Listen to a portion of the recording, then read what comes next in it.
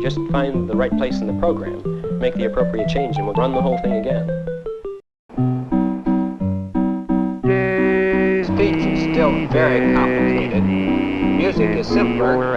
Is that a question? Yes. The question is futile. My interpretation of the data leaves little room for error. The art of leadership is delegation. That information is not available. This constitutes all available data. You know what they say, no good deed goes unpunished.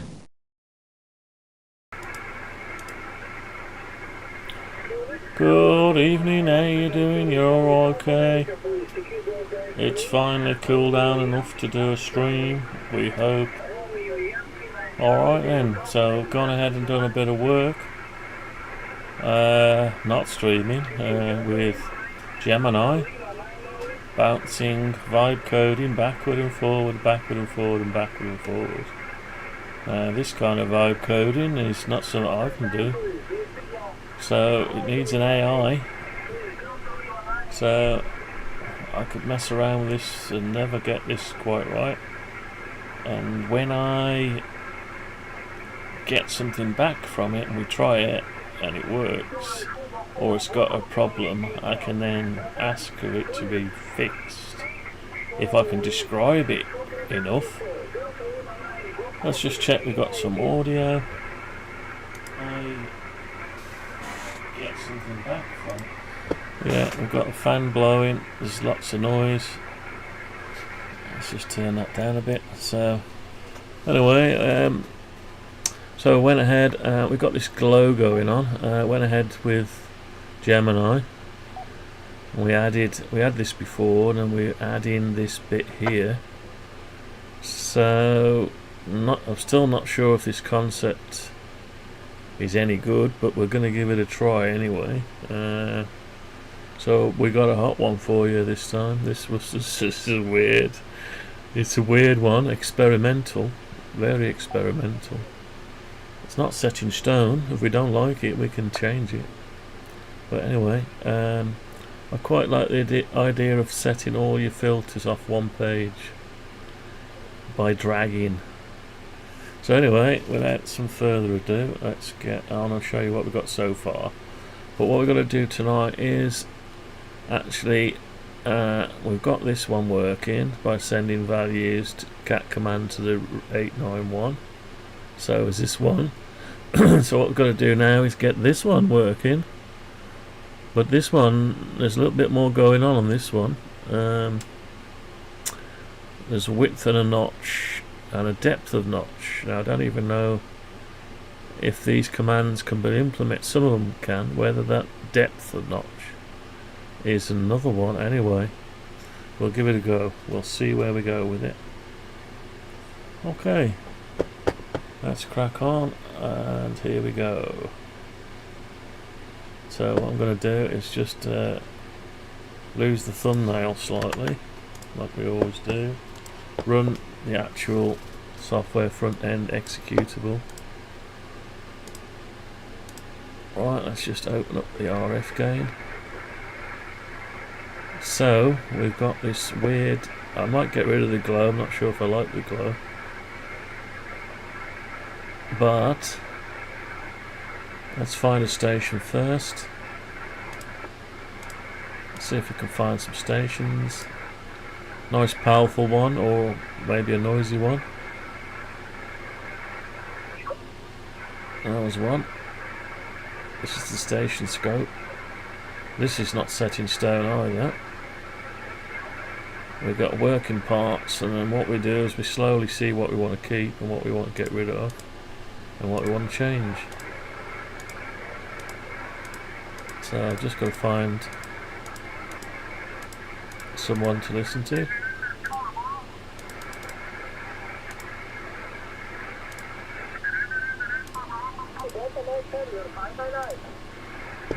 Okay, we've got one here. We'll have a look at this one. Right, let's turn all filters off first.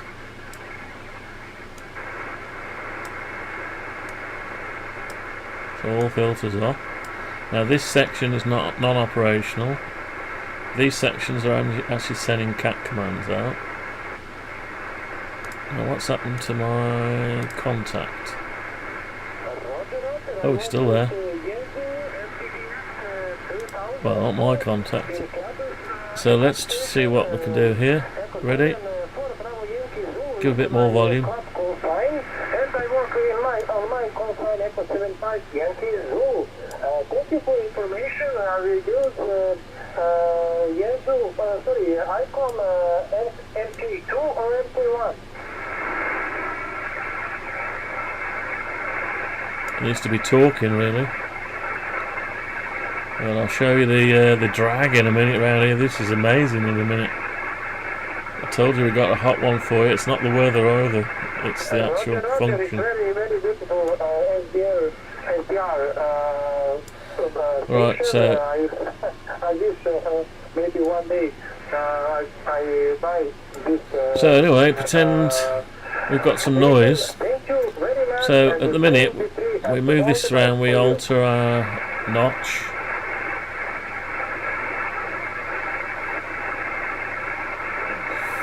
Alter the notch, and then we've got this nice little drag notch here. So that's the width, and we've got this notch. We can vary the height of the notch, move it around.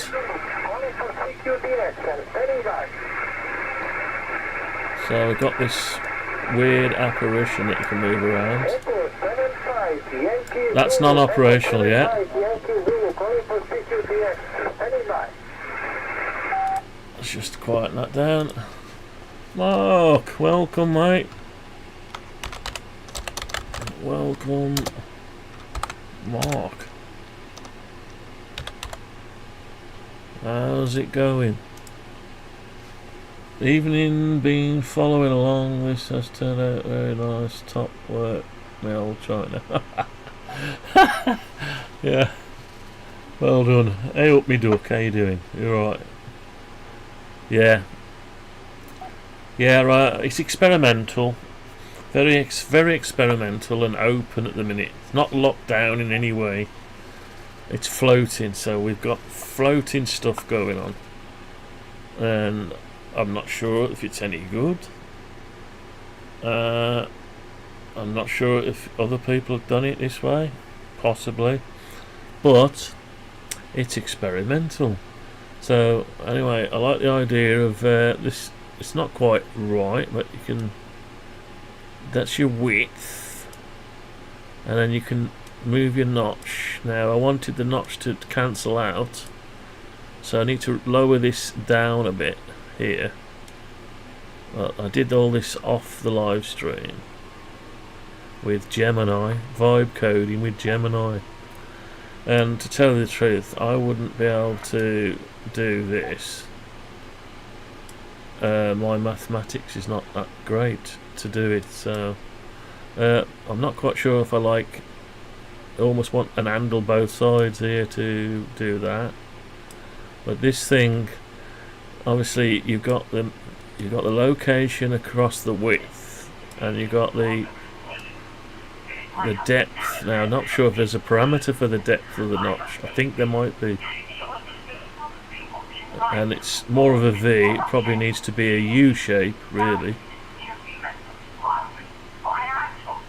but and then we've got other buttons where we can reset, load, save the filter. So we need to be able just to save the parameters out and load, you know, save your favorite setting basically. Yeah.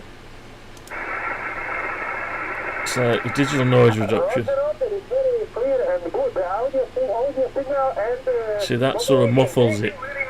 It clears the noise. Clears the noise away. These can't be dragged across. They're just up and down. They're like sliders.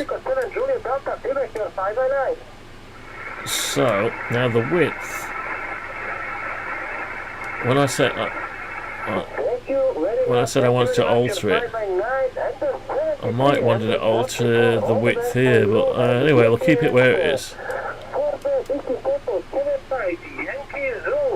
This doesn't do anything. These two do. So you whack them up.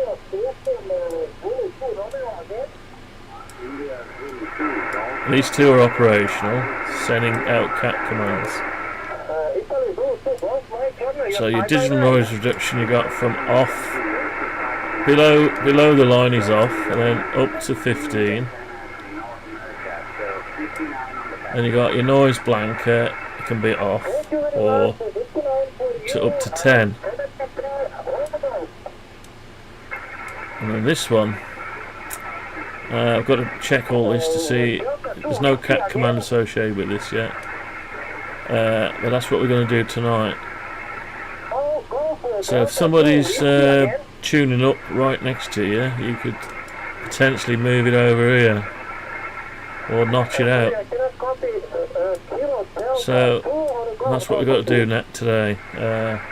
And these buttons, they're toggle buttons, but they shouldn't be just at the minute. Reset's a toggle button, but anyway. You are now 5x6, 5x7.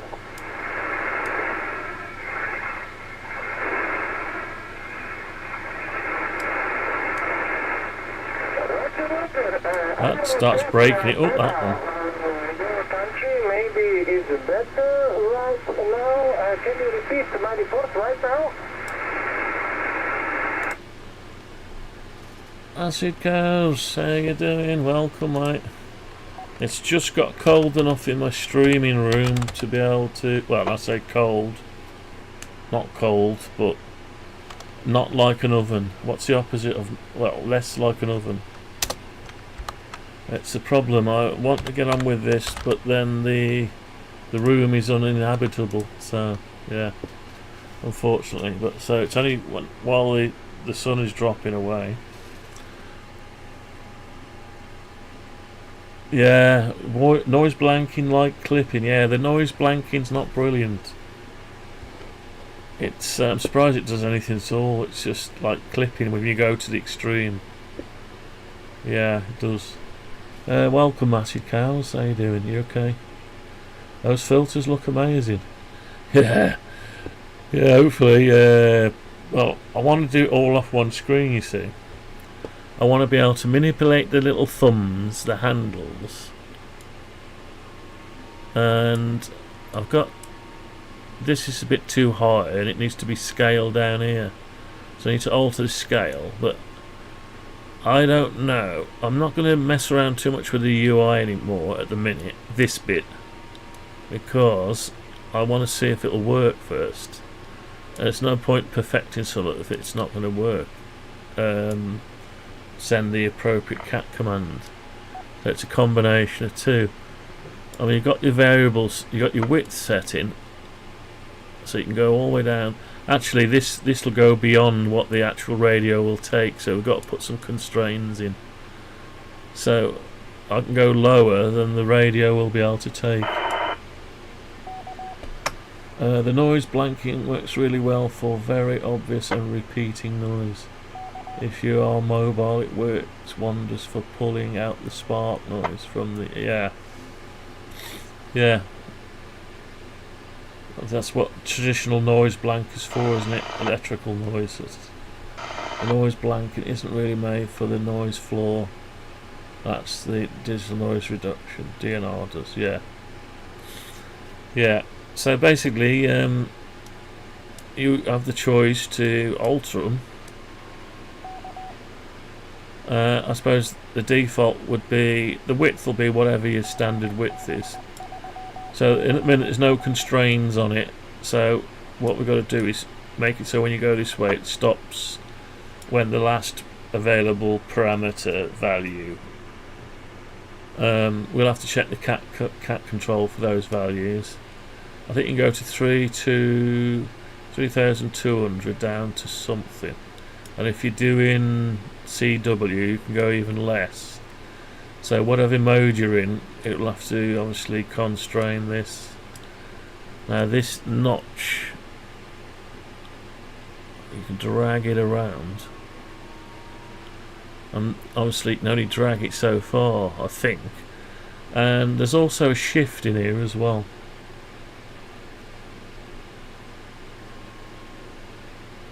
Yeah, we need to work on the Morse decoder as well. We've got so many things. The Morse decoder, so much to that as well.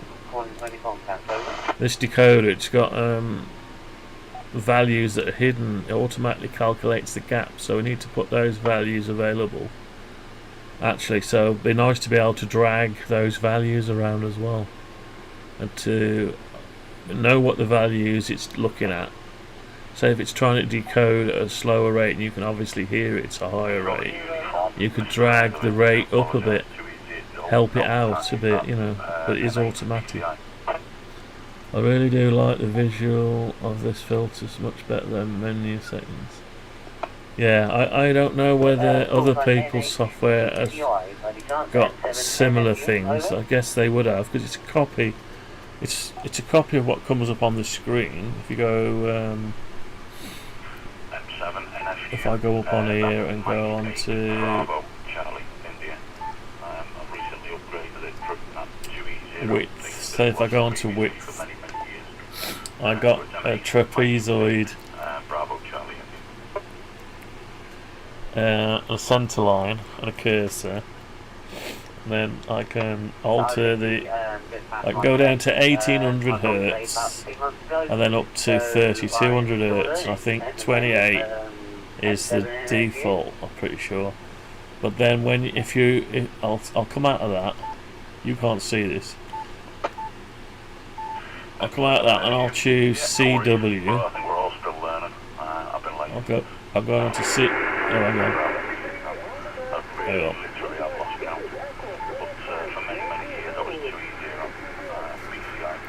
Go on to CW.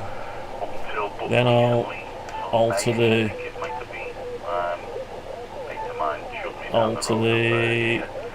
where has it gone? The width. Ah, yeah, it goes down to 500 Hertz now.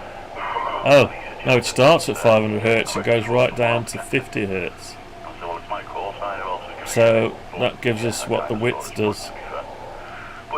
Obviously, there's nothing being reflected back this end or that end. So when we're in this mode on the screen, when we're in this mode, we can have the cat commands requesting the notch values back again, and so when we alter this, it sends it and then confirms it. Or when you cycle into the screen like that, it just reads them back in periodically. So when I alter this, it sends it to it, then it'll read it back.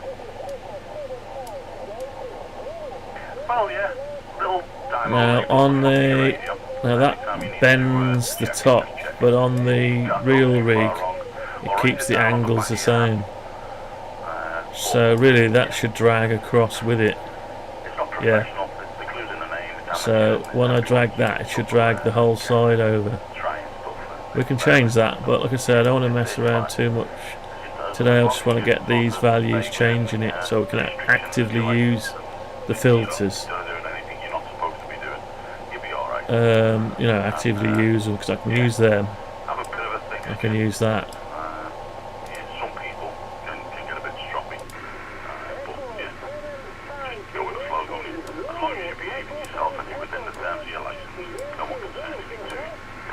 So anyway, I'm just wondering if there's another one of these settings missing.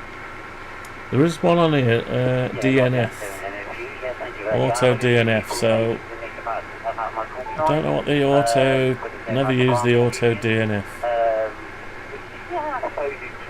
An IPO and attenuation, so they're weird on this because they're different to the 710.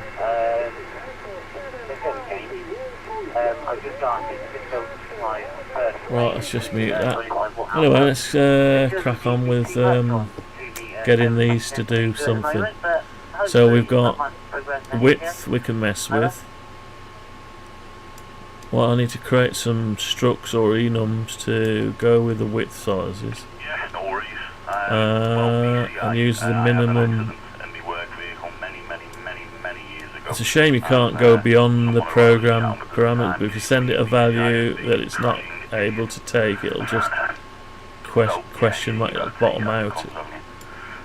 Like this noise blanket, initially I didn't have it limited, and when you go higher it just gives you a question mark. It goes to 10, but it just gives you a question mark back.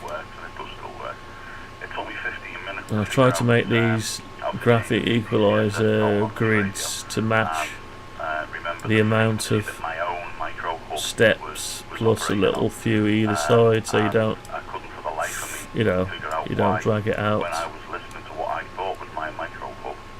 I mean, these could just be sliders really, so there's no real representation there, but this has a real representation between the notch and the width. So yeah, but in reality I don't think you can do that. Let's try the notch.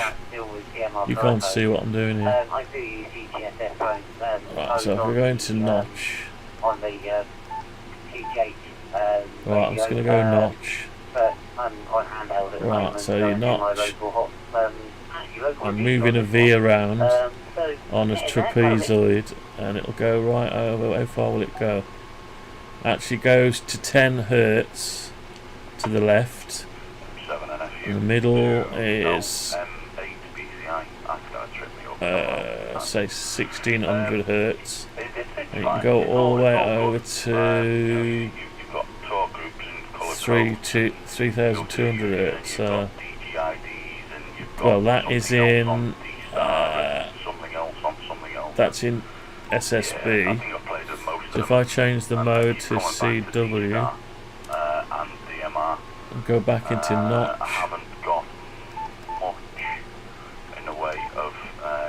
does it alter it any?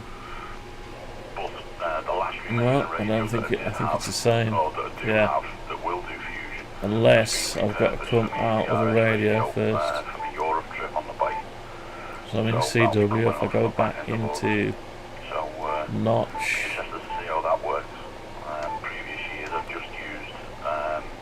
no, I think it stays the same, which is a bit weird. Maybe that's the receive side of it. Yeah. So they're not exactly the same. So we can either decide to mimic them or leave it where it is. But what I need to do is have a look at the cat commands values and see what the extremities are, you know, the minimum, maximum is. So let's have a look at that then. Oh, there's the user control. It's a whole user control. This is, I mean, so just keep working on it. Right, so what's next? So let's bring up the cat command for it. Right, here it is. Right. What does it open to, I wonder? That's a 710. It's Sumatra, remembering one we had open. Right, so width. Let's have a look at width first. You got a width setting? No. How do we get width up?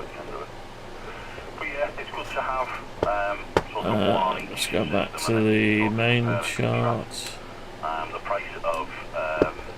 Oh, maybe it's might be an extension command then. I don't know. Extension menu. There was a list of them somewhere. Where are they? Where's the list gone? Here it is. Right. Oh, width. SH. What the hell is SH width? Why is that width? Let's go and have a look at SH.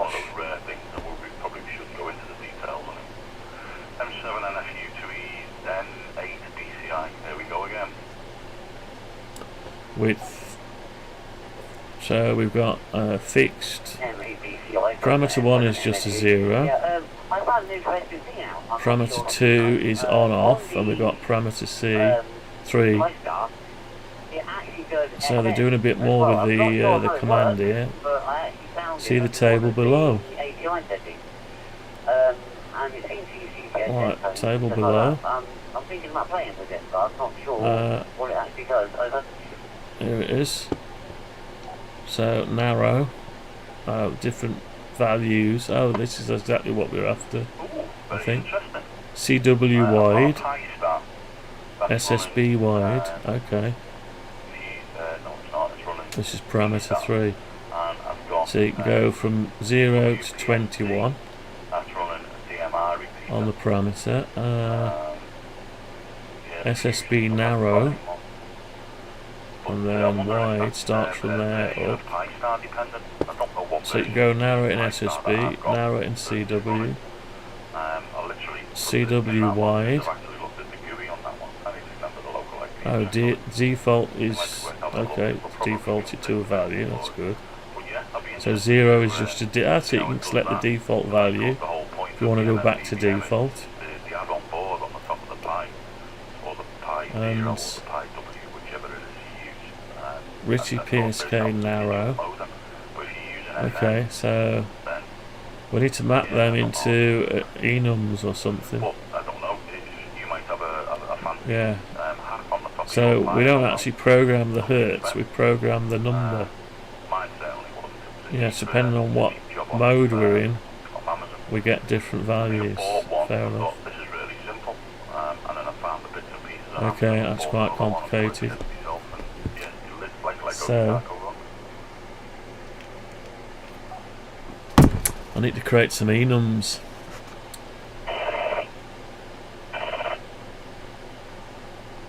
Okay, we could do it. We'll have to drag this off screen now. I'll drag this, where shall I drag it? Okay, I'll drag it over this screen. I've got to make sure the stream is still working there.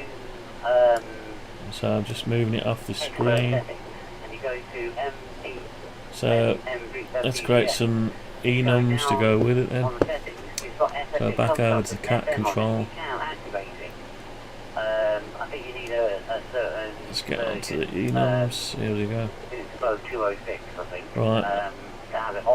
Okay, I'll just put it down here. That's where I found it. You might have it on yours. Over. Right, so this is going to be the width. Ordinarily, that'd be really easy to No, they're probably going to be different width commands. Oh no, we've got parameter 3 command 0 to 21. Right, okay. But they equal something else. By Jove, I think I've got it. Yeah, we'll just have to do a lookup. Don't know how I'm going to do that really, unless I create a class. Yeah, I'm going to create a class for it, I think. Yeah, so let's create, this is width values.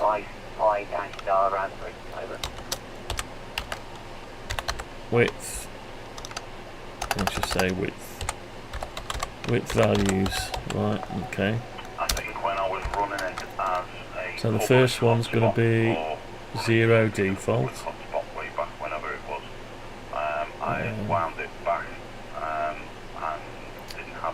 So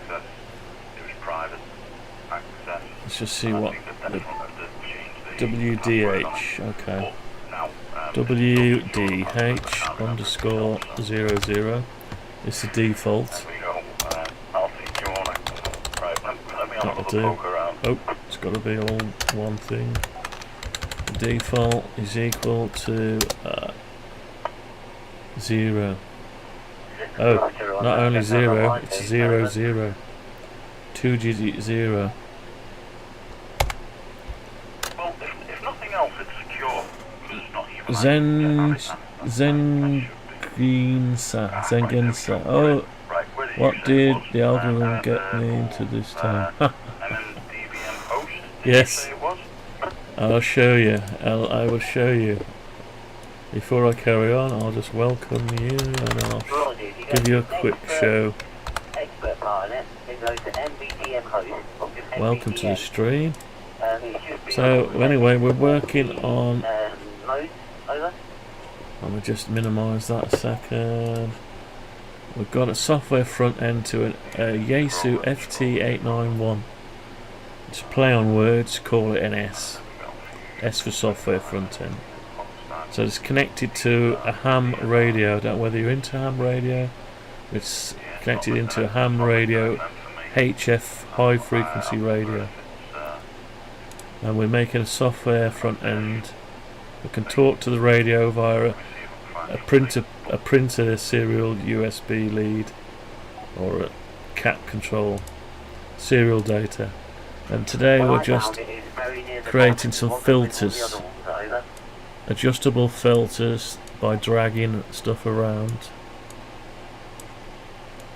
And these actually send cat commands data to the radio to alter its filter settings. That's the general idea. I mention it like that because I don't know whether you're a ham radio or whether you've been brought here by programming, seeing as we've got C# Windows Presentation Foundations. Some people are brought here for programming and they're not brought here from ham radio. And some people are just, I don't know how you got here. It's not everyone's cup of tea, but it's basically me programming live, basically. So many hours of programming. Yes, similar to an SDR, yeah, but it's software defined, but not in the traditional sense, as in able to alter its characteristics. It can alter it to a certain degree, but these are 8-year-old radios, so they can't look at the whole spectrum at once. There's no spectrum scope, although we have tried to make one. We've got this thing here that simulates a station scope. We better bring someone up. Let's see if there's anyone.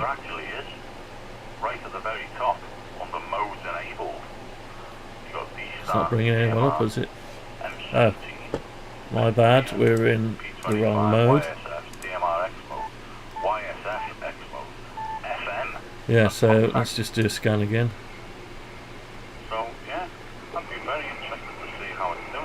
We've got all the noise filters on. So we're looking for signals. Nice stream, bud.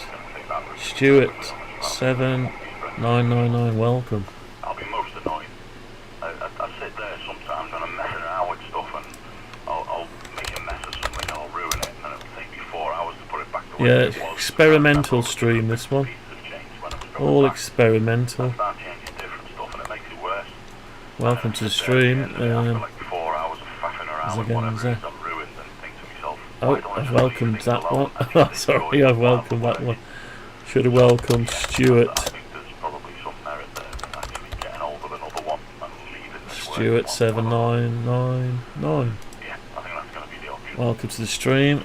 You got 2 welcomes there, Zegensa. Yeah, so we're doing some very unorthodox stuff. I do work with C#, yes, and a little bit of radio, but not much. I got as far as the RTL, STR, and a CB radio in my car. Well, that's as good as it gets. That's alright. It doesn't matter. Any kind of radio is good. Yeah, chilled and relaxed. Yeah, hopefully it's chilled. I have to do it late at night because the sun blazes through the window, and it's like an oven in here. So it's only just started to get cool enough to be able to get back in the live stream room, basically. And I don't want to have to drag everything to a different room. So yeah, the AC in this country is horrible, and the houses are built for the cold, not for they're like brute blocks that soak in the heat retain the heat for hours. Anyway, so this is what we're currently going to make the. We've got this interacting with the radio and this one, but this one is not doing anything yet. So we're going to translate the cat control information from the PDF, which is this one here. Let me just shut that down a minute. This is the PDF for the cat control. We need to translate this into an enum, so then we can interact with the settings basically. So anyway, I hope that means something to you. But I'm more north than you. It's dark here. Well, I actually contemplated moving to an island north of Norway just to get out of the heat. Move to cold. I love the cold. Well, I say that, but in the winter I don't love the cold. So it's very dynamic. Anyway, let's crack on creating these. So I'm just going to create these. Now this is a dual digit, so I'm going to have to tell it to use 2 digits when it creates the cat control. So this WDH is short for width, and I'm trying to translate that information I showed you there, just this stuff down here. These are automatically selected via the mode if you're in SSB or CW or RITI. Yeah, so it doesn't mention FM, so I'm not sure. I think it might disregard it. If you're in FM, it'll disregard it.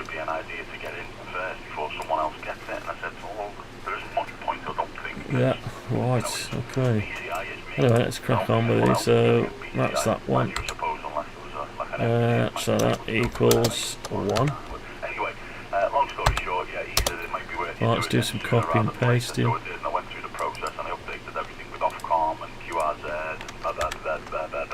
Let's get a few in across here. This is a bit monotonous, but I could get AI to do this, I suppose, but I might as well just do it myself for now. Give AI a rest. But that, going back to that notch, all that stuff was done with copying and pasting back, vibe coding with AI. And to tell the truth, I wouldn't be able to do that. I would be some of the stuff it's done with it fine, altering the drag, because initially it was dragging and it was moving the wrong side, and I've had to talk to it backward and forward saying almost, thank you very much, but a little bit this way, a little bit that way, and alter this, and it's basically altered what I wanted. So it's done the trick.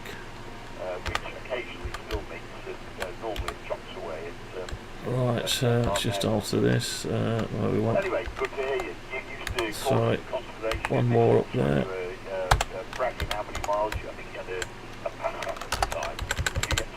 Yes, I could probably get AI to do this, but anyway, we'll give it a break.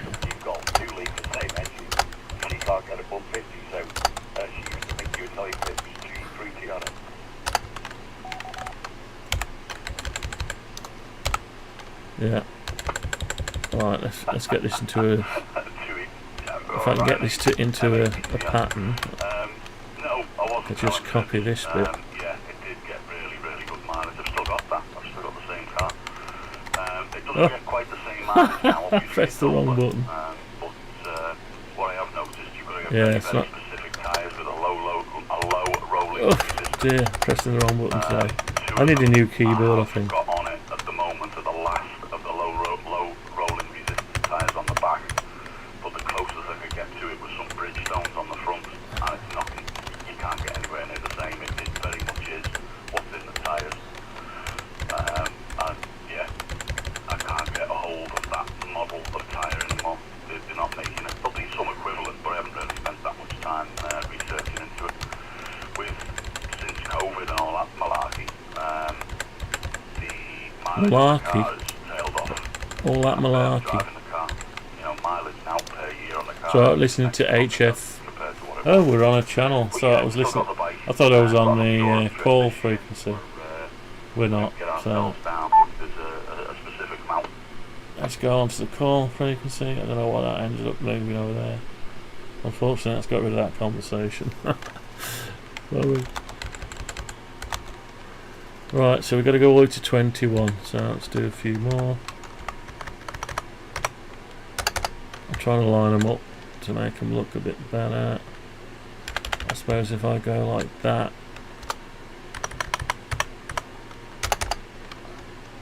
And 1 to 5. Let's get them lined up. Yeah, we had someone come on the channel. Left a comment. Oh, we're stuck now. Don't blame the keyboard, it's the operator. Yes, it is. This one, I've got that many interrupts going on with all the sound cards and USB 3 extension cards and cameras and stuff like that, that anything's possible at this point. On this keyboard, sometimes I'm typing and nothing registers. It doesn't register a key press. So what I could do is go to my IBM Model M buckling spring vintage £200 perfect condition keyboard with double capped. If that yeah, could go on to that one. 1 2 3 4 5. That doesn't have a Windows key though, unfortunately. No Windows key.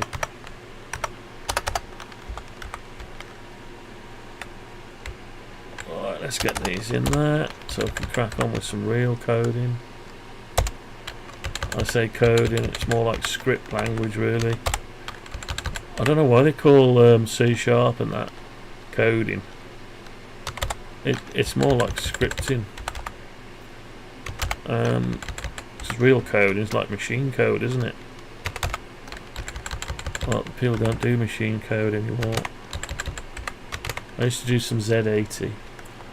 Right, that's the last of it. So I'll close it. Oh, it's gone and done something with it anyway. Okay, that's what's it for you? The new Community Edition. Right, so we've got 0 1 2 3 4 5 6 7 8 9 10 11 12 13 14 15 16 17 18 19 20 21. Right, okay, I'll tell you what, we'll have the 21 down here. That's it. Right, so we've got the values. Now that will give us an enum, but that won't choose values. It's not. Is it a value? It is a value. I don't know. Not done any coding for years back in the C64 days. Welcome, Andy. How you doing? It's finally cold enough. Cold enough. Let's rephrase that. Finally dropped. The oven has cooled down enough for me to get into to do some live streaming. I've gone ahead and done some code. Not yesterday. When did it? I can't remember when I did it. Yesterday, sometime evening. Didn't stream it. Yeah, I was doing it while they were trying to track down the crazy person. The crazy person trying to blot out Darren's live stream. M0DCX. They were all trying to catch him.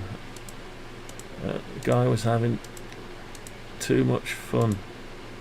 So all I hope is when they catch him, they smash his radios up. But I heard this guy on initially when he first come on, and he come on in his own voice, and he going way back, and he said, ham radio shouldn't be you're not allowed to do earn money from it or something he was on about. And at the time Darren wasn't even monetised. He hadn't got enough subs in there. So then he's just decided to blot him out. I think it's the same one, I don't know.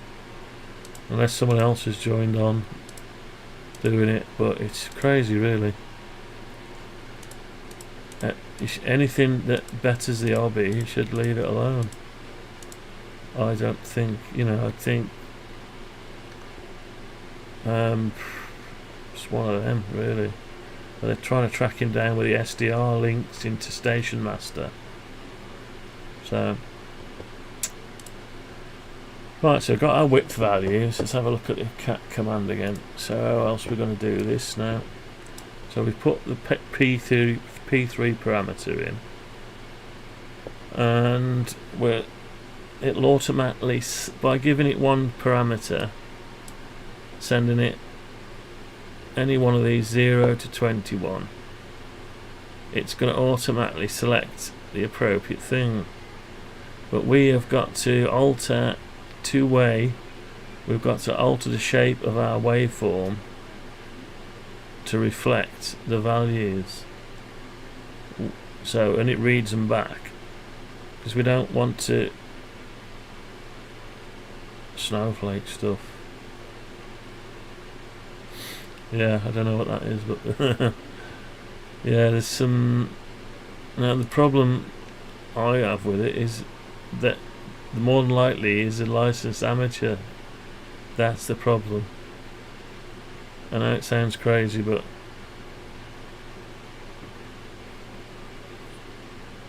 it's somewhere over Europe. I think they tracked him down to somewhere in Europe.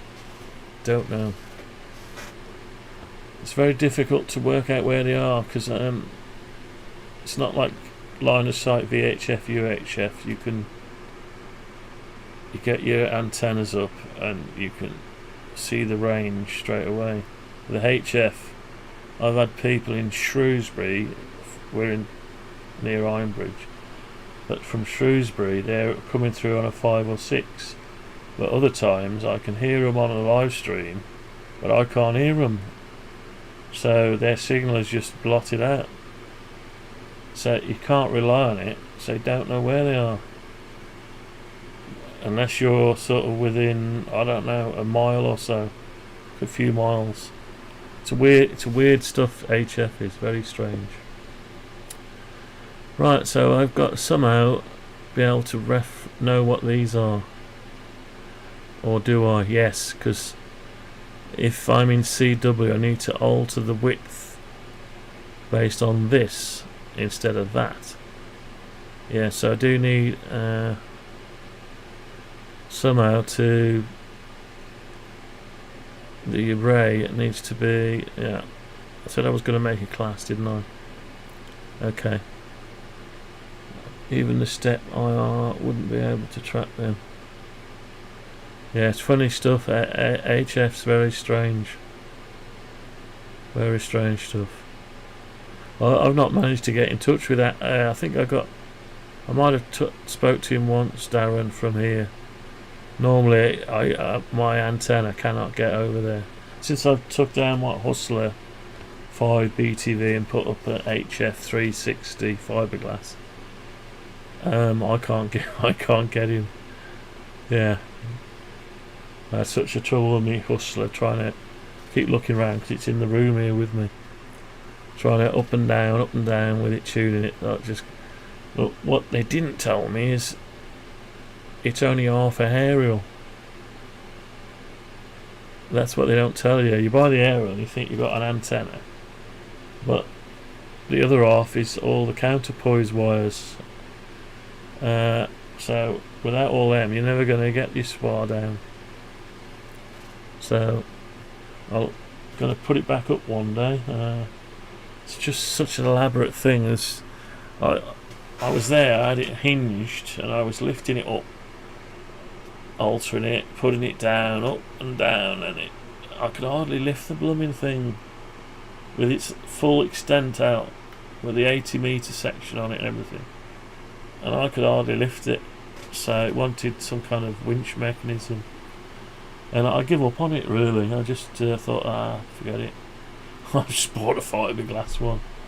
You just bolt it together and put it up. It's only any good on 20 metres though, and the rest is you can tune it if you've got the tuner, but it's only any good on 20 metres. And I've got it too low to the ground, I think, as well.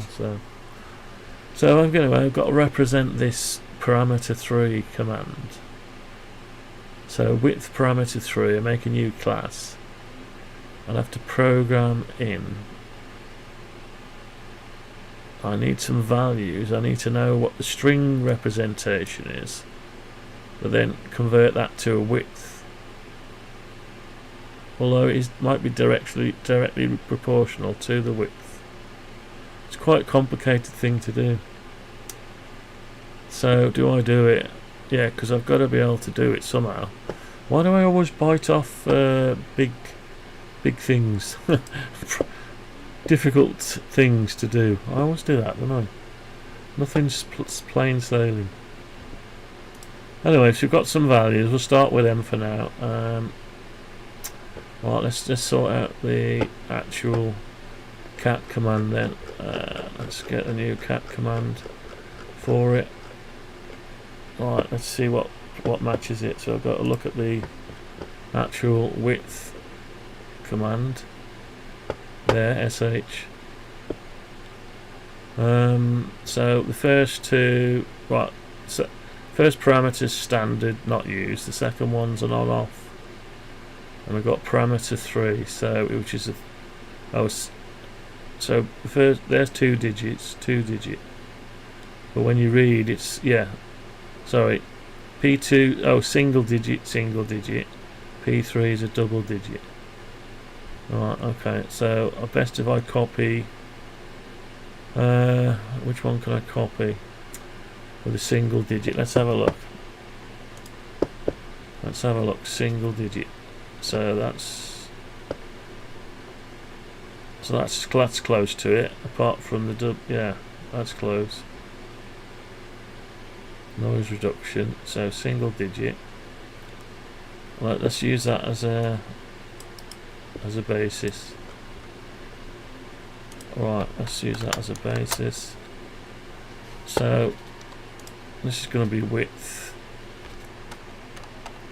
So I'll put the cat command, which is sh. Why sh? Something. What does it stand for? They haven't elaborated. Anyway, let's do sh.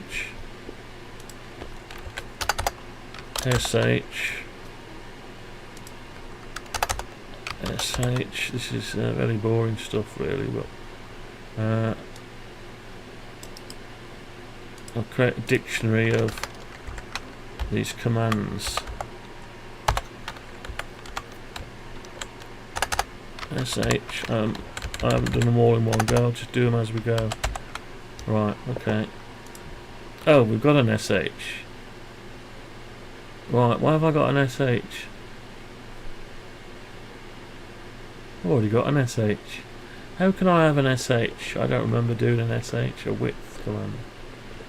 Must be the AI stuck it in. P2 is no, that's wrong anyway. That's wrong. I don't think I've ever used an sh. Although I might have done. No, I think this was the AI Gemini. I think created a few random ones. Oh, shift. If shift hurts, what? Shift.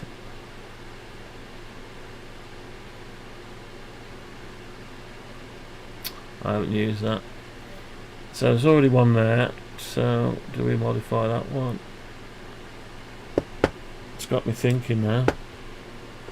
There's not two SHs, it can't be. No.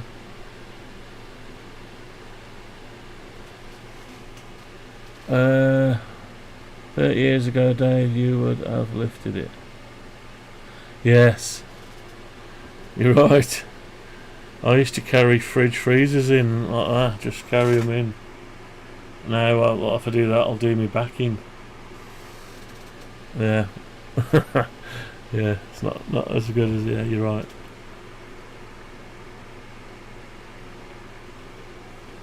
You're right.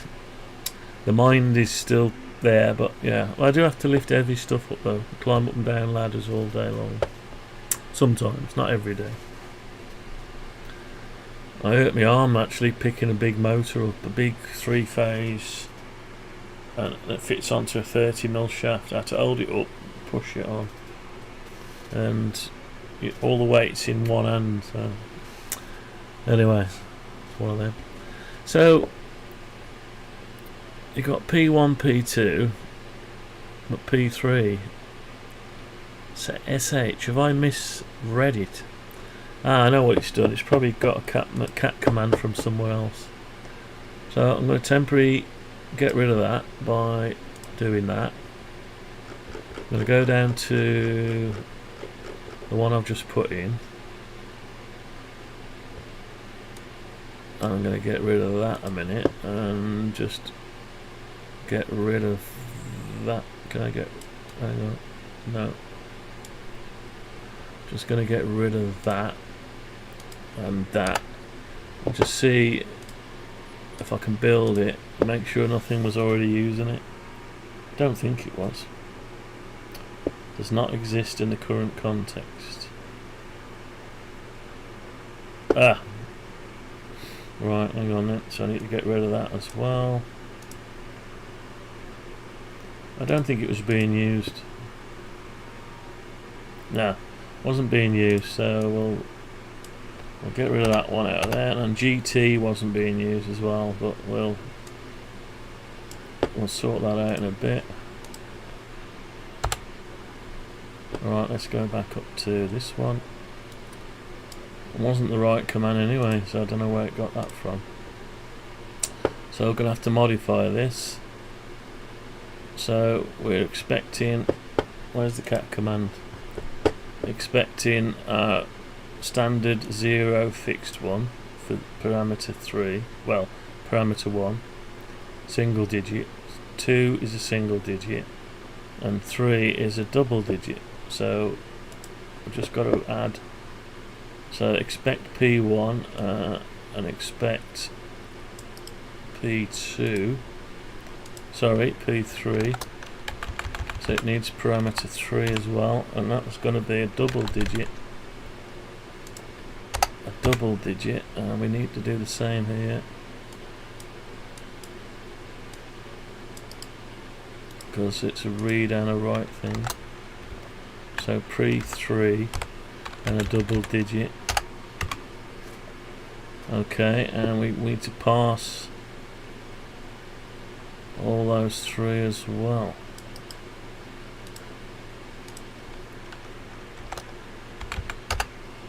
Okay, now we need to create a new thing we were trying to pass to get the right info out of it. So we'll go back up to enum. So that's the result in, yeah, so the fixed value, so we want something like that. Let's just add to that. So this is the width result, WTH, is it WTH? Let's have a look. WDH, sorry, just to be weird.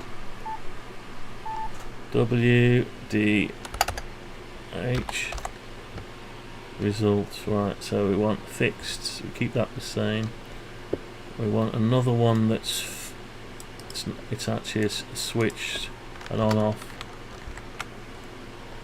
So that's the fixed, and this is the, we call it a switch, yeah, it's a switch. It can either be an int. Don't think we're using a bool anywhere now. So look at cat command again. So it's an on off, 0 on, 0 off, 1 on. There's your values, and then that's the other value. So we've done a switch before somewhere. Where have we done it?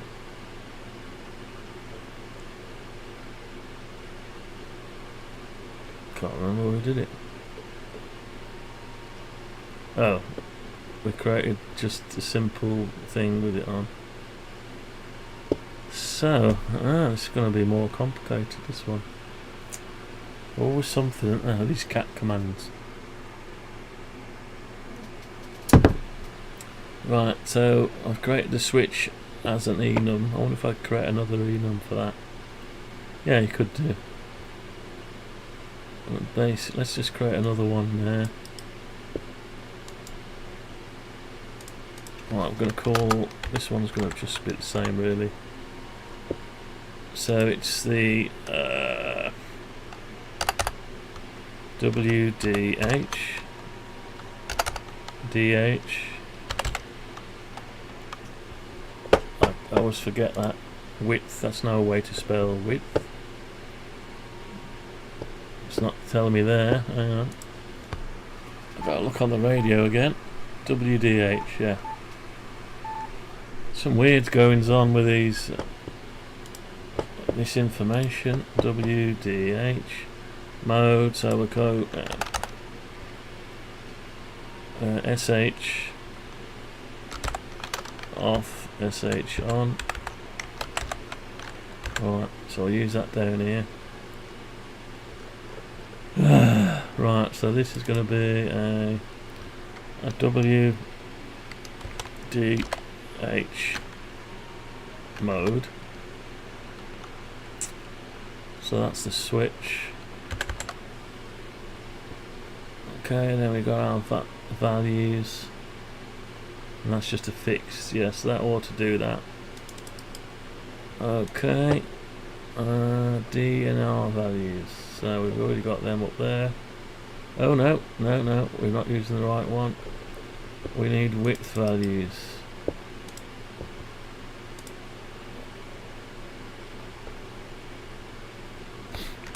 WDH values. I forgot it. Forgot it again. WDH. Bloody stupid thing. This, it's like wiring colour codes up, because you got one cable to wire to another one and they use different colours, they use numbers. You got to translate from colour to colour, or colour to number, then number back to a different colour and back again. And it's difficult to track, but if you keep everything exactly the same, you just wire them, join them all up, and don't have to use any brain power. But this way, WDH values. So we want WDH values there. Okay, right, so there's your result. We're not interested in that one because that's nothing, it's just a placeholder. Right, so we want to go down here. Here it is. So we're gonna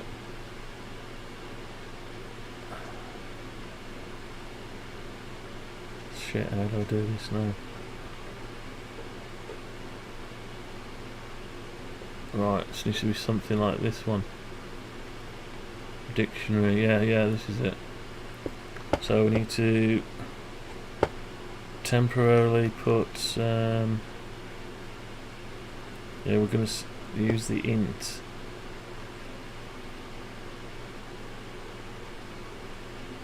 I'm not sure if this will even do 3 parameters, should do. It gets complicated.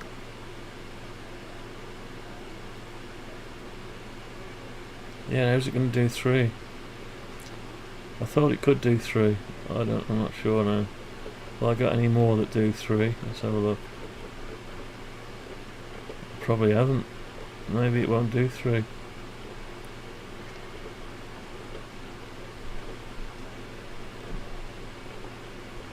I thought I used the information command. That was the one I was working on, and I abandoned it. Okay, so we haven't got anything that does that, so I don't know. We'll give it a go. Maybe it'll do it, maybe it'll... Yeah, we'll have to modify it. Right, so I'm just going to put here that, so I know what we're dealing with, and we want the structure here like this instead of result. So it's no longer a DNR result, it's a WDH result.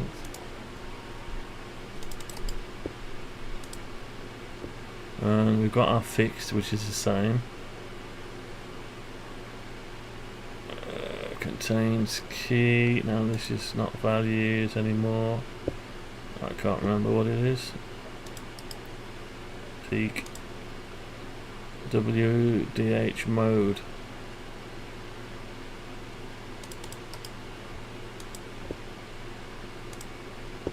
Right, so what did I call it? Still can't remember it. Oh my god, I wish I had got a photographic memory.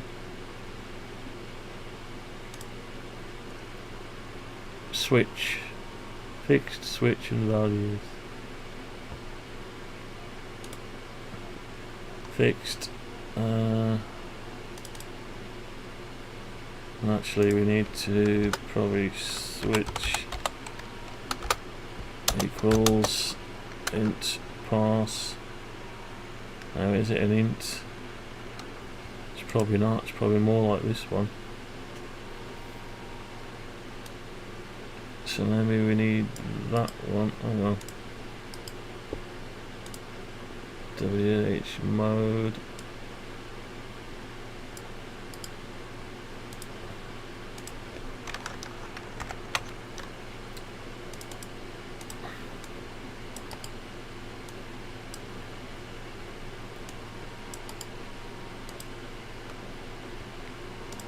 One as a default one. Right, so you got,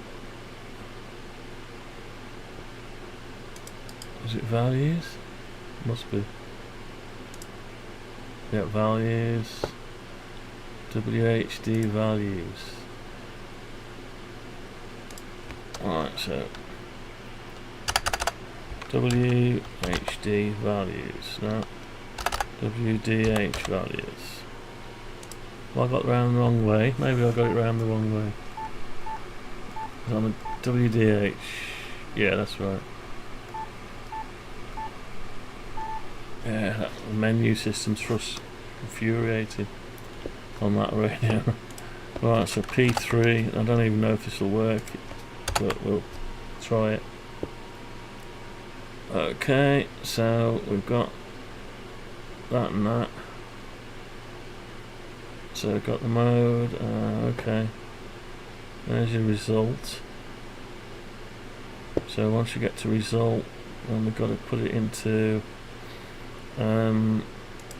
somewhere in here. So I don't know if we've got a width on there. We've got shift, which we're not using at the minute. I can't see, so what we need to do is create a variable for noise block. So NR mode, DNR mode.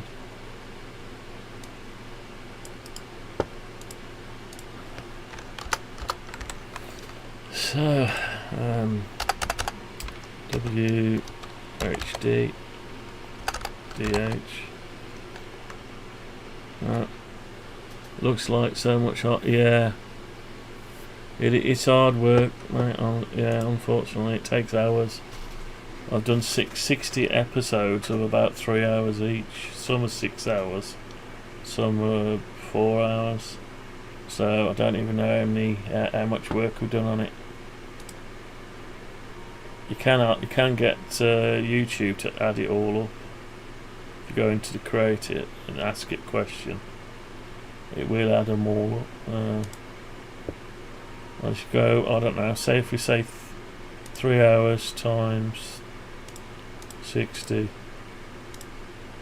180 hours of live stream. Plus this did a load of about 4 or 5 hours of the day without a stream. I spent 10 years programming my main software. Early hours of the morning, late at night, weekends, holidays. Why isn't it like that?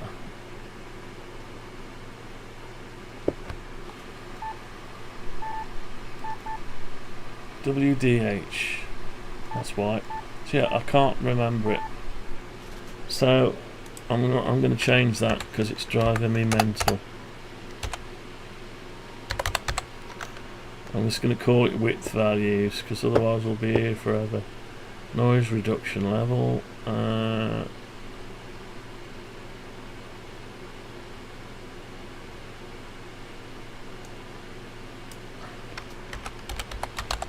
Width values.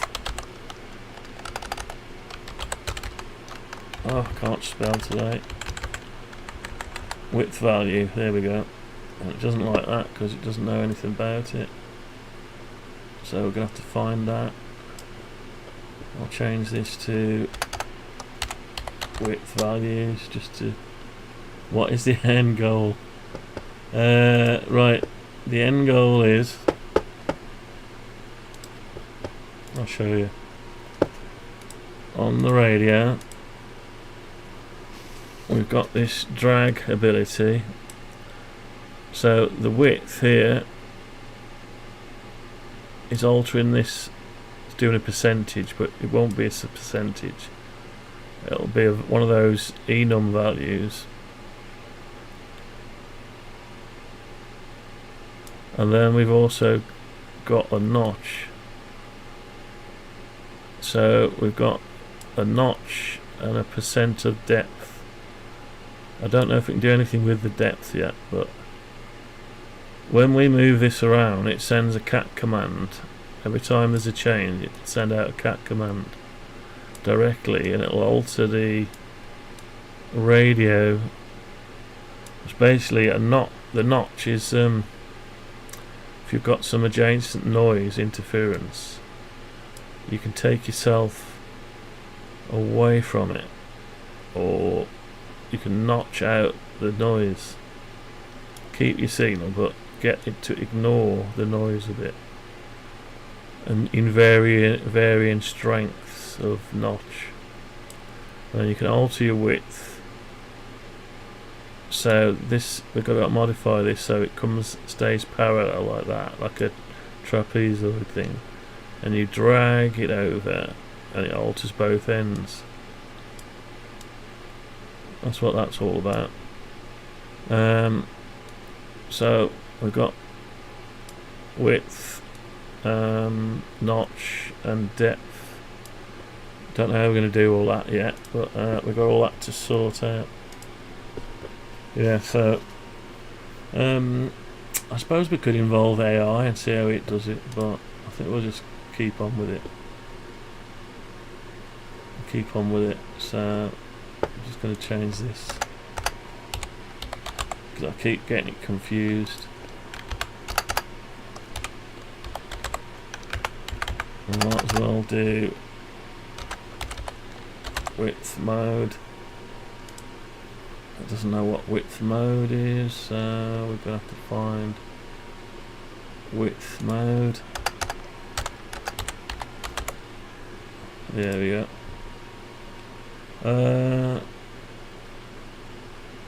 Yeah, try it. That's basically it. Yeah, you can do all this on your radio. There's like about 4 or 5, 6 different menus, something like that, and to do it off the radio it's very convoluted and you can't see what the other one's doing once you're into another menu. So the idea is to do it all visually. You can see it all in one place. It's complicated. You have to chip away at little bits of it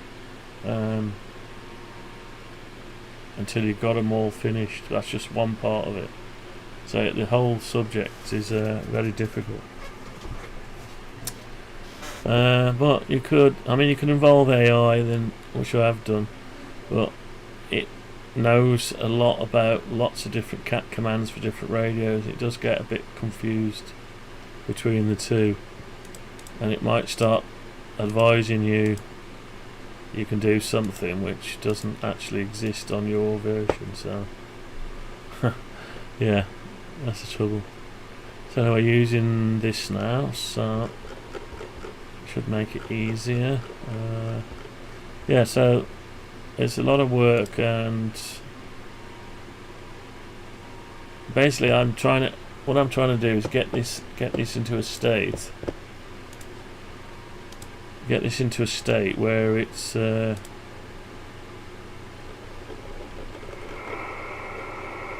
everything's covered. You know, just when I say the basics, it's more than the basics, but just get everything covered so it's functional. And I have a developer mode that a lot of the features or extra stuff that's over and above just for the basic operation is hidden, masked off away from standard release, so we can carry on. We have a mode of it, so this is a release version, but anything we're working on that hasn't been finished is masked away from the users unless they switch into developer mode. If they want to do some testing, they go into developer mode. So, but a filter is a basic necessity. We need filters. We've got to have the filter.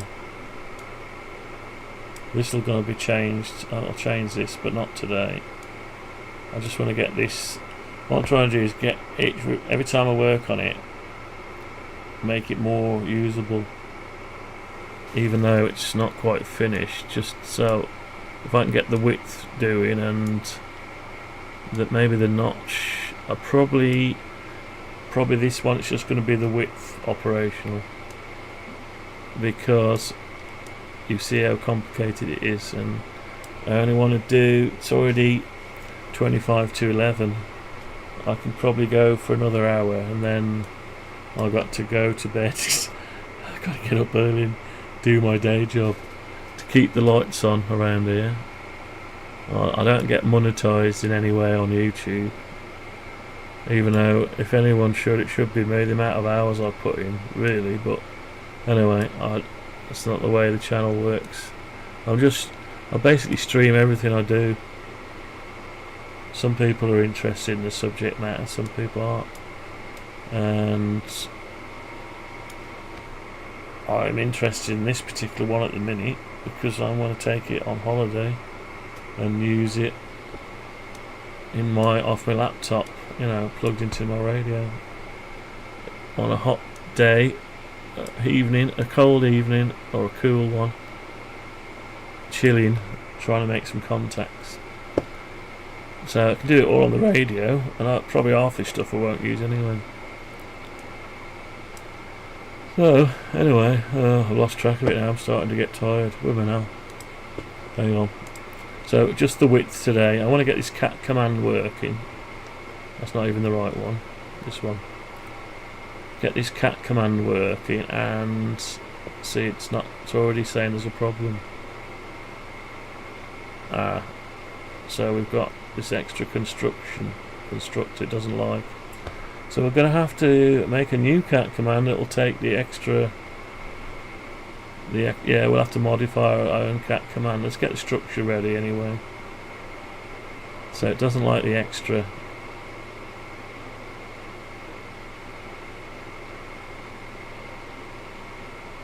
Oh, might be that actually. Right. Oh, that's my, yeah, no, sorry, that might be that. That's there as a placeholder. Let's take a look at that. No, it's a nice chill stream. I like it, but I would sooner do it on the fry via the radio. Yeah, on the fly. Yeah, the extra bit. Yeah, you can always do the extra bit. There's no, I mean, you can use as much of it as you want, you know, or as least as you want. My idea, well, it's got two modes of operation. It's quick release radio on this rack. It joins the station in the shack, but when I'm out and about, I'll take it out the slide mount, put it in its cage, take it with us with a battery, LiPo 4 battery, triple mag mount with some Ampro 40 and 20 meter antennas, go down and just see if I can make some contacts. When it comes back, rather than just sit in a box doing nothing, clip it back up and make it part of the shack, which is the shack here. It works off a mouse, so I need the mouse. The amount of, I need to just open the window and operate the radio from the mouse. So rather than keep going up here and messing around, we've got other radios as well, but yeah, I don't know. So we had one comment, I just deleted it because it said absolutely pointless, it says. So I thought, right, okay. And another one said something, and I had a look, and there was no content of their own, zero content on their side. So I thought, well, it's not a money making scheme. I'm giving this as to GitHub public, and people can do whatever they want with it. There's no charge for it, I might put a link to Patreon or Buy Me a Coffee if they find it of any use and they use it on a regular basis. There's loads of other software, I doubt they'll use it, but if I make it as best as I can, I'm going to use it, and if anyone else wants to use it, they can use it. If they haven't got any money, just use it for free. If they want to send me Buy Me a Coffee for spending all those hours streaming and stressing out of it, yeah, I'm doing it anyway. And it's, people say how much is it going to be? I say it's going to be free. I don't care, it's free. If you charge for something, you've got to make sure everything's spot on. You get people saying, this doesn't work right, that doesn't work right. But if you say it's free, it's experimental, then they know what to expect, If anything, it should be fine. Well, I'll have to click on a EULA saying this is experimental software. No liability can be taken if you suddenly blow your radio up with it. You know what I mean? Things like that. So it isn't like in the fact that we've got this. Can I get rid of that one now? Yeah. Yeah, I can get. Hang on. I'll leave that there. So it's not. It's a width result. There we go. It's still got a squiggly line. So obviously it doesn't like the extra parameter we put in it. Or I've done something wrong. So we need to sort this out now. So it's not noise reduction level. So we want, what do I call it? Width values. Well, the one is width values. Yeah, that will be values. That's right. And then we've got the switch. We haven't got the switch on it there. Let's go to here. Let's create another one. It needs to be an int.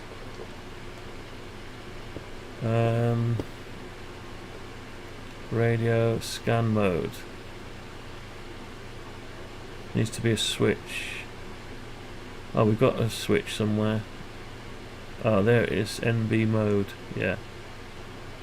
So, well, won't be an NB mode though. It'll be a width mode. Width mode. So this is going to be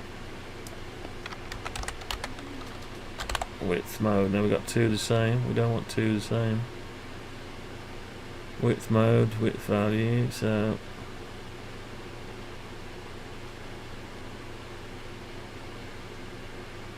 So it's the width switch rather than mode, isn't it? Well, it is a mode. On off. Width. Didn't I say on off somewhere here with something else once?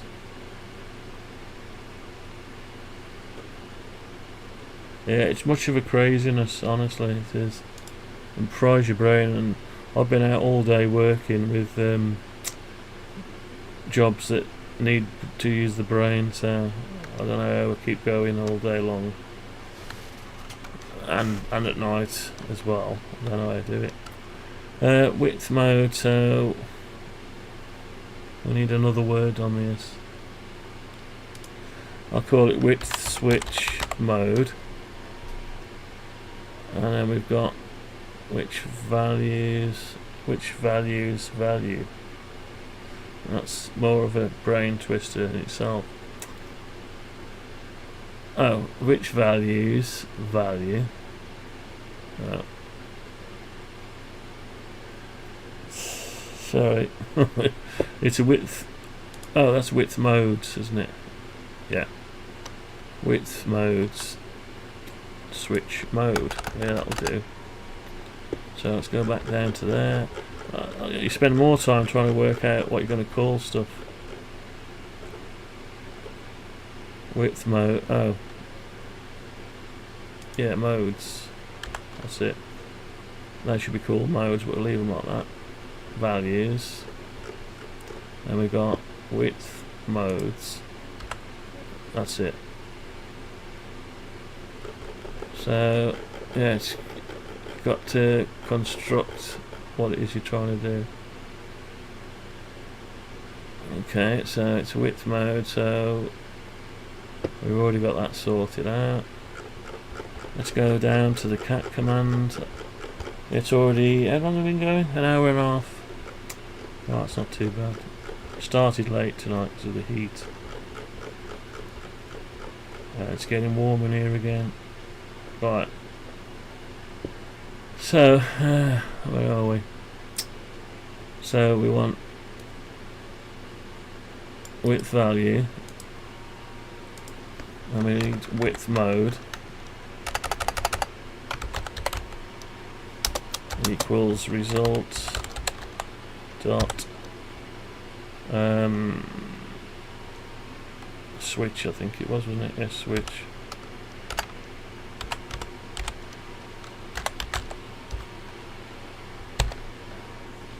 So we've got switch, and there's one we don't care about, so we'll leave that one. The fixed bit. Do nothing with the fixed. Yeah, that's right. We don't. It's just a 0. We don't care. So everything. Let's just check everything looks good. So expecting 2 parameters of 1 digit and 1 of 2, and we're passing it there from a width result. So it knows what to expect. It won't know what them are because they've been changed. So it's width modes, width values. Yeah, it knows what they are. That's just an int. Yeah, that's fine. Okay. So everything looks good. So when it's set, it sets the actual value before it sends it. So we're okay, but the command doesn't take the extra parameter. So we've got to go to the definition and have a look at that. So we've got a set structure, an answer structure.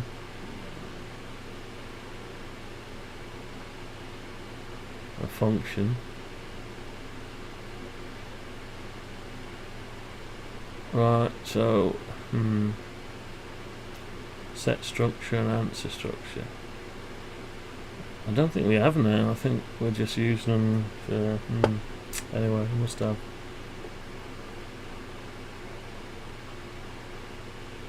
Right, so I'm gonna have to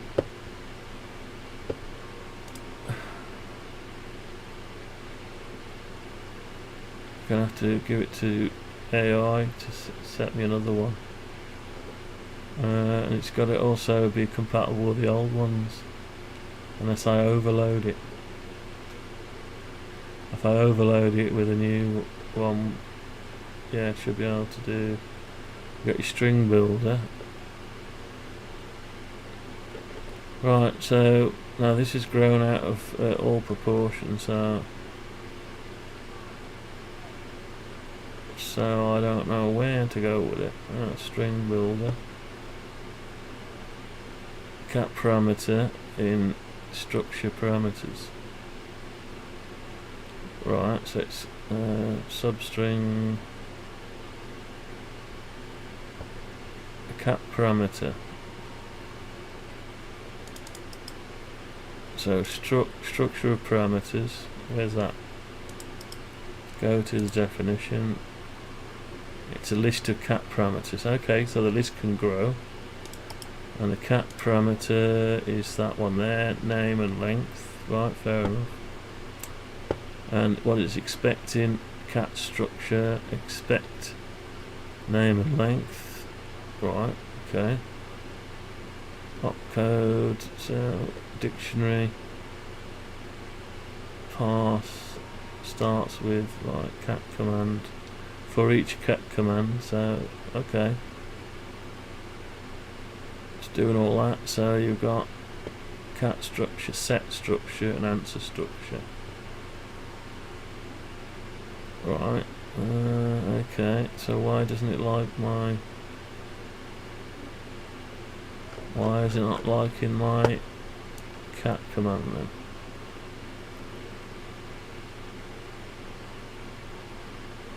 Right, so we've got this there. Does not contain a constructor that takes 6 arguments, so it's got opcode, set structure, answer structure. Right, okay.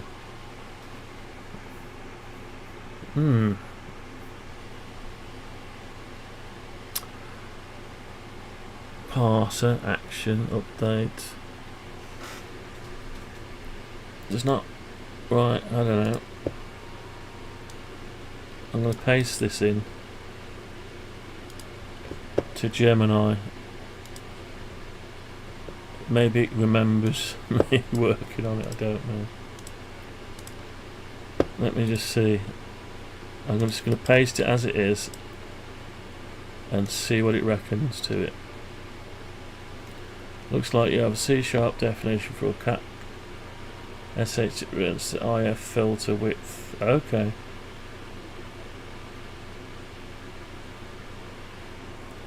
Type. However, there is a type mismatch generic constraint issue in your instantiation.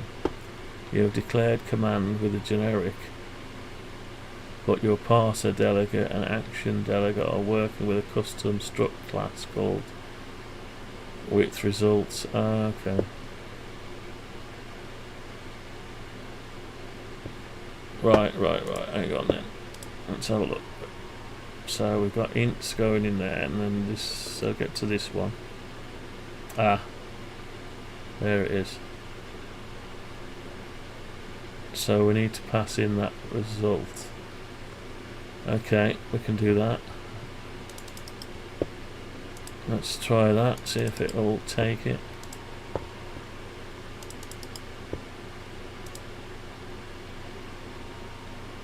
Right, so it's still not liking it. What's it saying this time? Does not contain a constructor that will take 6 arguments. Okay, let's copy it again. Oh, it's gone ahead and done it, look. Yeah. Understands what type of data is being passed. Here's the updated code. Right, so let me paste it back again, see if it's the same.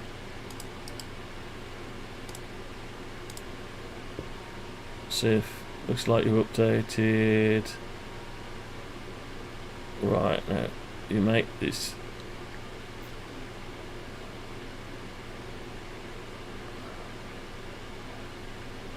What? To make this compile cleanly, you need to remove the first parser delegate entirely.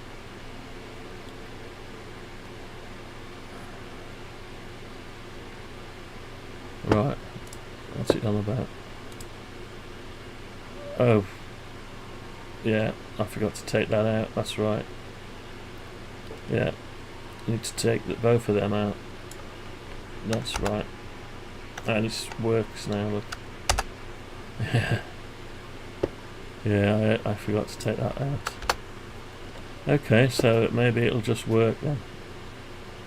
Right, that's a bonus. That is a bonus. Right, okay, so we could probably use that command now.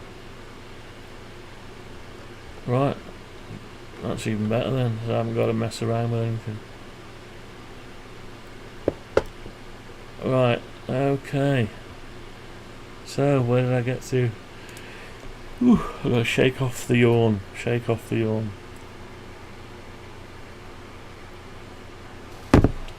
Right, what's next? Oh, I forgot. Right, we've still got half hour left of the night. Yeah, just over half an hour. Right, I'm totally lost now. Oh yeah, so my wave controls over here. I've got, yeah, this bit here. This is the class that goes with it. Now, if I'm adjusting the width, right, so that's your width and notch values. Here's your cat commands. So the notch frequency, so what is it I'm doing? Width, so I just need to put the cat command there. So I'll just put a new one here.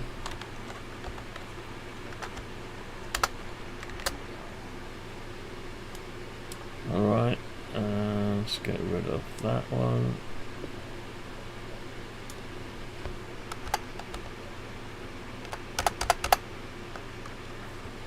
Right, so we want sh command, and we've got a width value got to go in. Okay, so we can do the width value. How does it now? Oh, it's got the underscore. That's casting it to, yeah, an int. It's got to have more than one digit.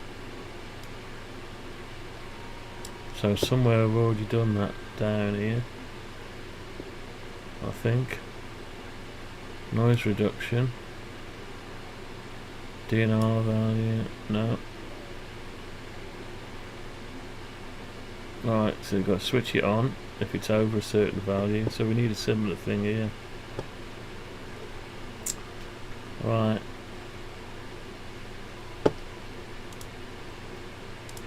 Let's put that value in there, but it won't be that value. It needs to know if it's switched on or not. So it'll do that by doing this same kind of idea here. Right, so I'll do an if statement. If width value is equal to 0,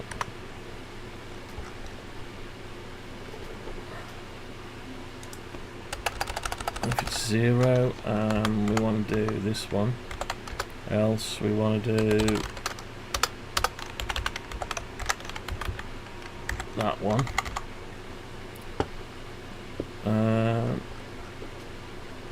And we need to switch on. Oh no, it's all built into one menu now, so we don't need a separate command, which is good. Okay, that's even better then. Why don't they do that with all the commands?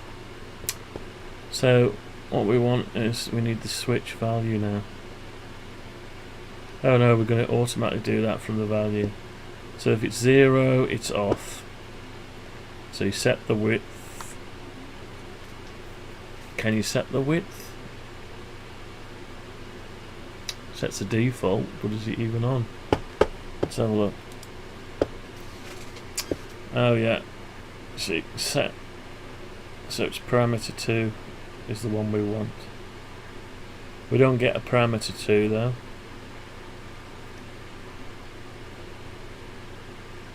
So we need to be able to read it and then turn it, turn it off and on. Gets complicated. So if we value 0, we're just going to send out the value, but there's an extra thing got to go in here. That's the overloaded value, so we need this value here. We need to create a new object. So we need to put that bit in here. Oh, it's already got the new object. What am I on about? Right, so it's not really any good, is it? What up? We need to find out what we've got going on here. We need to have a look at the. Have we got dependency properties? We've got width, notch, depth, notch frequency, notch depth. So it's already got a few in there. So we've just got the width value. So when we look at the user control,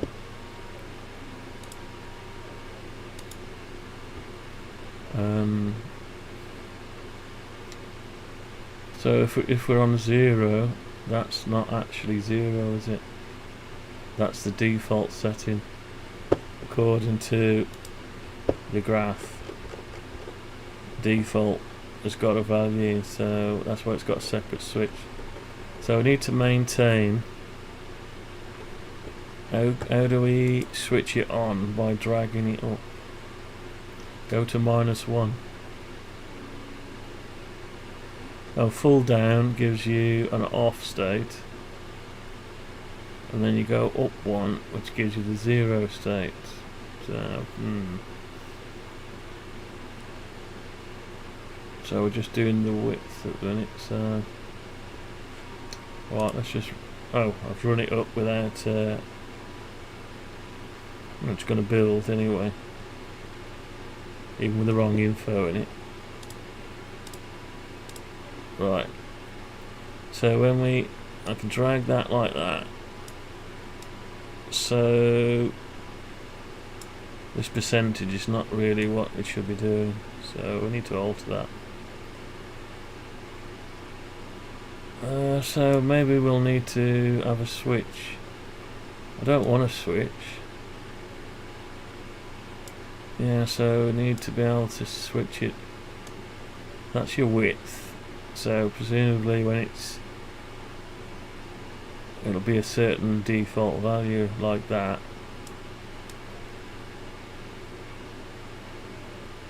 This is not. We're not doing anything with this yet. This bit. So it's only the width we'll be doing something with. Yeah. With these, when I get to 0, they're off. You move them up, they go to 1, up to 10, and they're off. I can't do the same because there's 2 separate commands to switch them off. So the way they switch stuff on and off is done differently on every blooming command. So we're gonna have to think about this. So we either have we've got a reset, maybe that turns it off, but then we want to load them. So we probably need some kind of activator.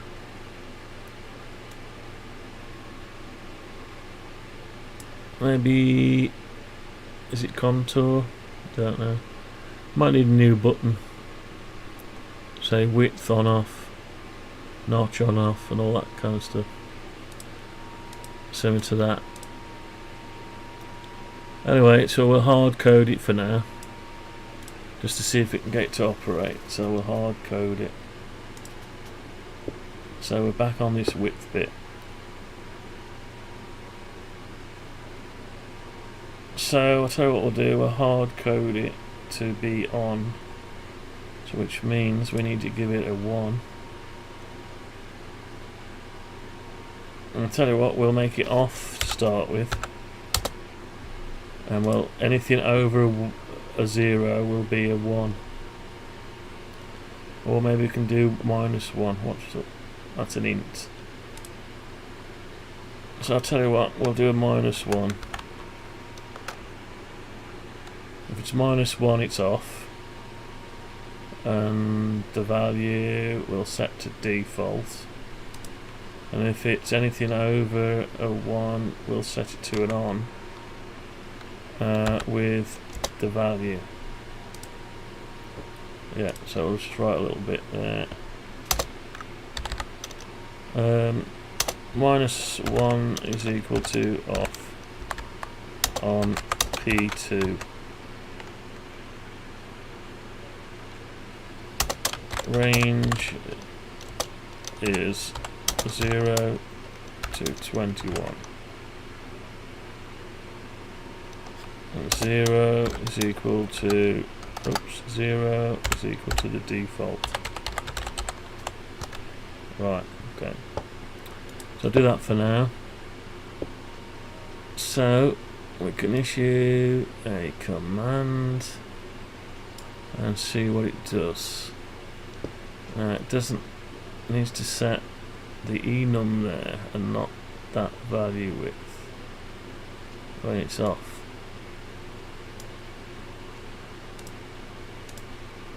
Oh, it just needs to set the default value.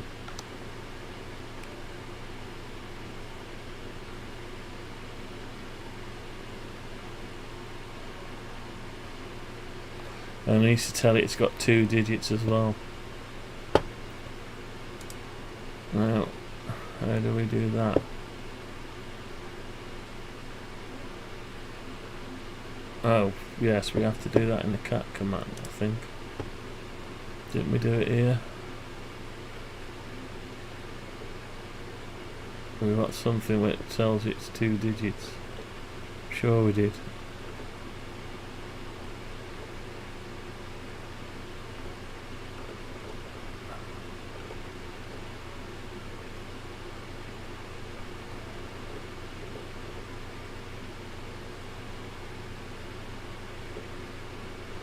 Can't remember now. It's not any of these.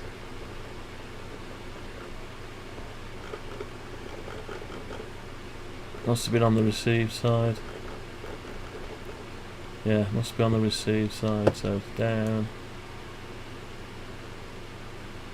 Oh, incoming. Yeah, it's in the incoming, or is it in the send? Send cat command. Let's have a look. No, that's just the incoming stuff. Alright, so incoming data, outgoing data, is it outgoing?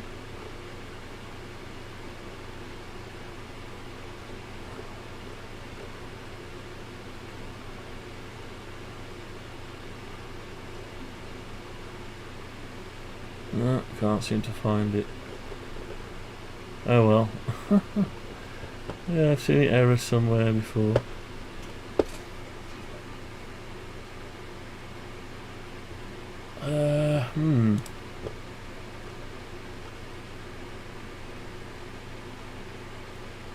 Okay, so it's going to be a bit of a problem, this is, but let's just see what we do. So we're going to send the width value anyway. That's okay. So it'll never be -1 though. Okay, that's okay. It'll always have a value until I make it -1. Don't know if this is even going to work. We'll give it a go. We'll give it a go before we wrap it up. We'll have a play with it. It'd be nice to see it altering the receive signal. I'm starting to lose adhesion now. Too many hours of work, continuous work. Right, let's bring up the RF. We need to find a signal. Just find somebody.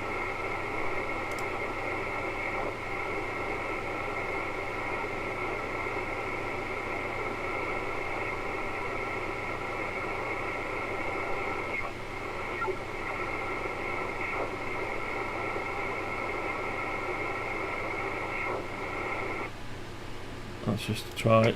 40 metres.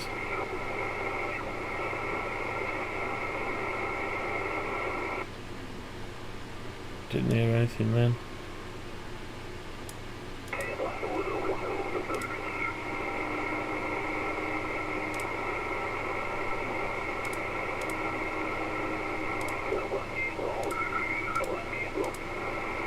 What is he?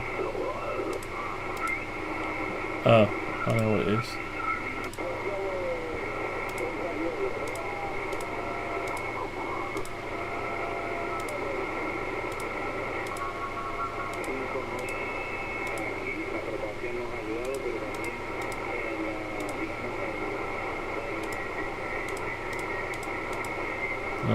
A bit low down the signals there.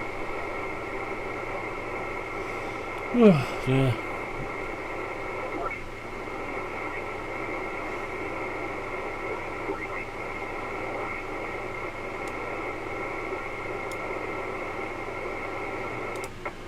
Oh, just finished as I was going to cancel it then.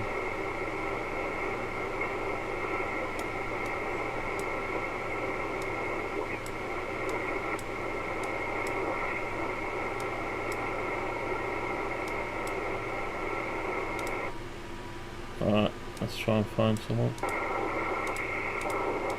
Noise. You just get a lot of noise with HF normally.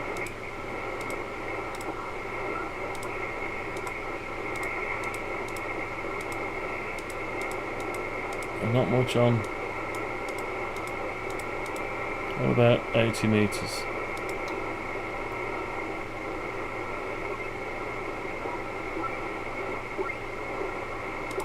Let's alter the threshold.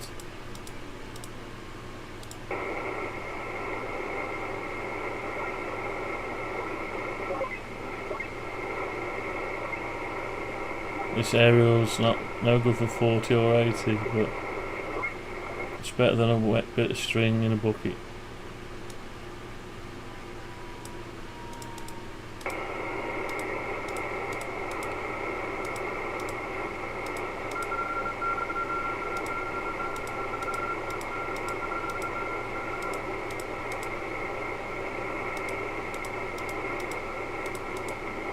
Although I think a wet bit of string would be better.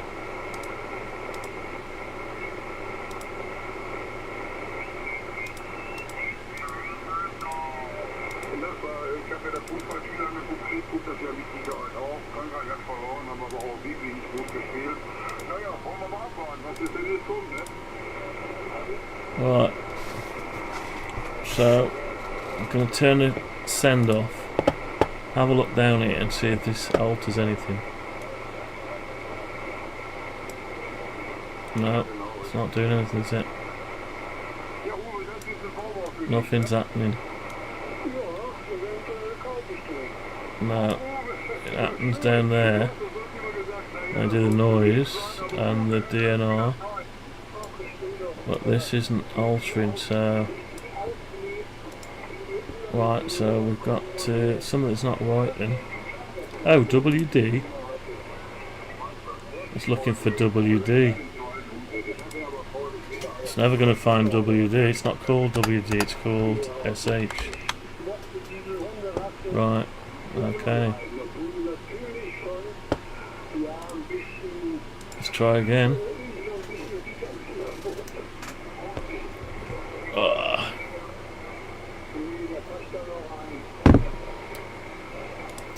Okay, we still got the same bloke on the same frequency. Right, I've turned off the send loop. Nothing's happening.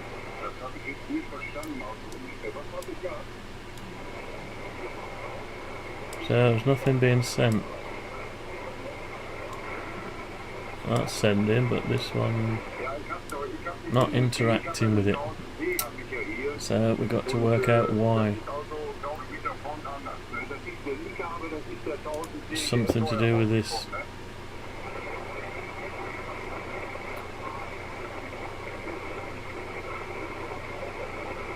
Set width value.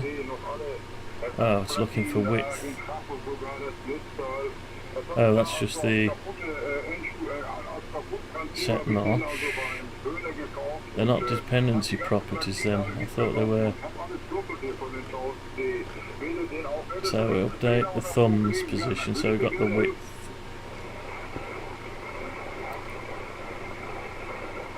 Update UI value changed. Excuse me. Right, drag delta, update the waveform. Update the waveform.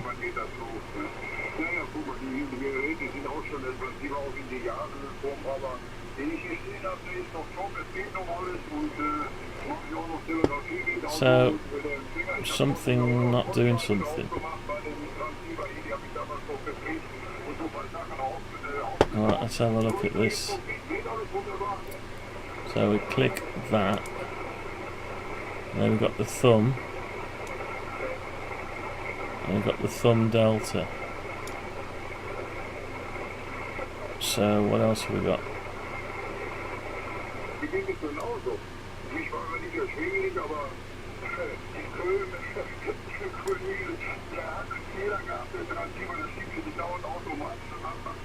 Thumb width, drag delta. Alright, here's your drag delta. So what's different about that than the noise notch drag delta? What have we got? Update the UI value changed, invoke.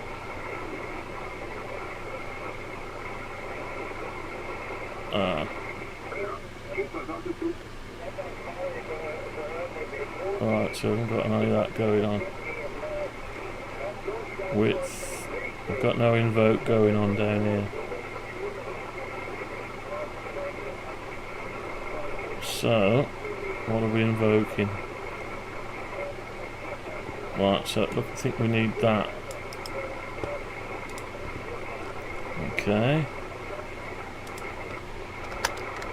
So invoke SH.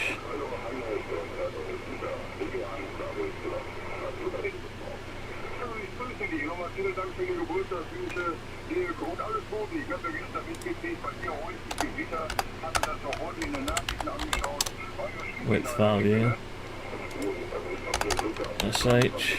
Maybe. Let's give it a go. If we can get it reacting, we'll be happy for tonight. We can start just sweat here. Look at this. Bloody hell.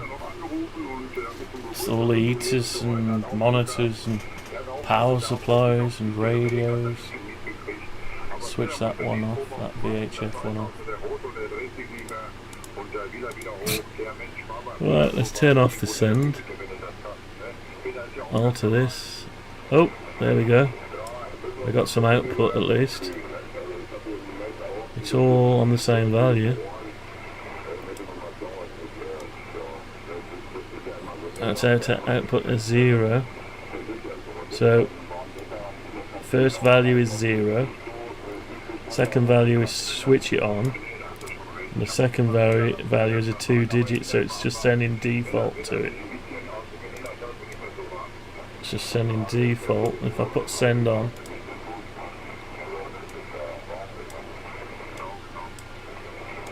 oh, it's actually down here. Right, let's try again. Once I turn off the send and scroll up, yeah, so let's do that now.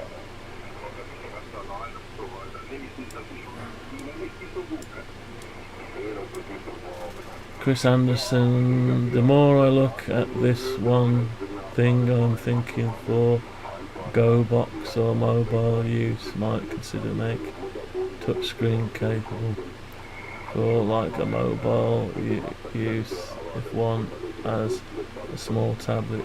Yeah, you're right.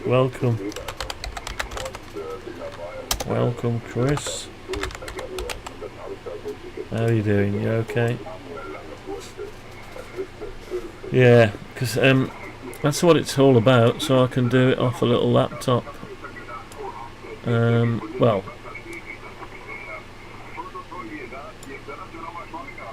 so let me just turn the send off.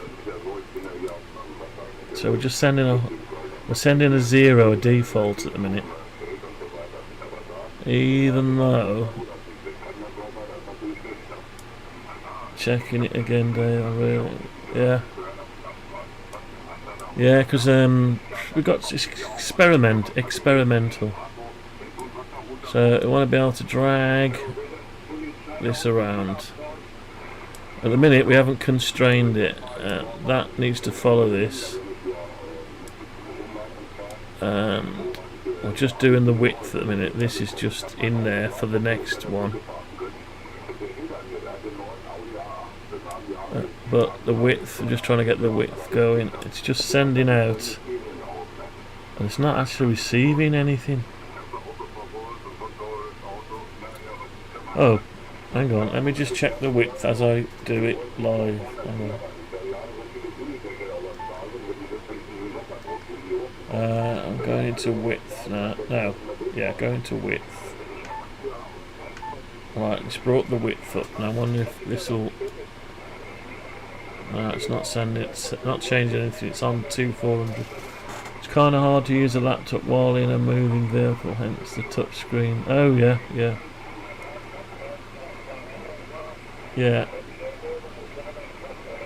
Well, it should.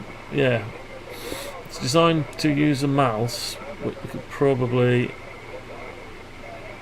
Most tablet systems will convert the mouse into this kind of stuff. So you might be able to touch and drag, I don't know. Probably it will have some keyboards running on it as well. Keyboard commands. I don't know, it's a weird one. Some stuff I've made, it works just out of the box with touch screen. But obviously you got this level of control. I mean, you should be able to do it. Touch and drag. Like a small 7-inch tablet running this would be cool. Yeah, I actually got 3.8 Hewlett Packard Stream 8 8-inch tablets, but only 1 megabyte. They run Windows 10, but it's supposed to be Windows 8. I got 3 Surface Pros, so I'll just use a Surface Pro. So this value is not changing here. I don't know why. So we're going to have a look, and it's not responding back. The thing should have responded back. So let's have a look at why it's not responding back. So it's sending out. Let me just. So if it should be doing this one. If I put a break there and then do it again, maybe the width value isn't changing. Or using the wrong value. So I'll stop the send. Yeah, it wants me to press continue. Yeah, so it is implementing it. I'm using the Cat Touch 7 USB from Chris Daly down in New Zealand, and my great device. This on that would be better. Yeah.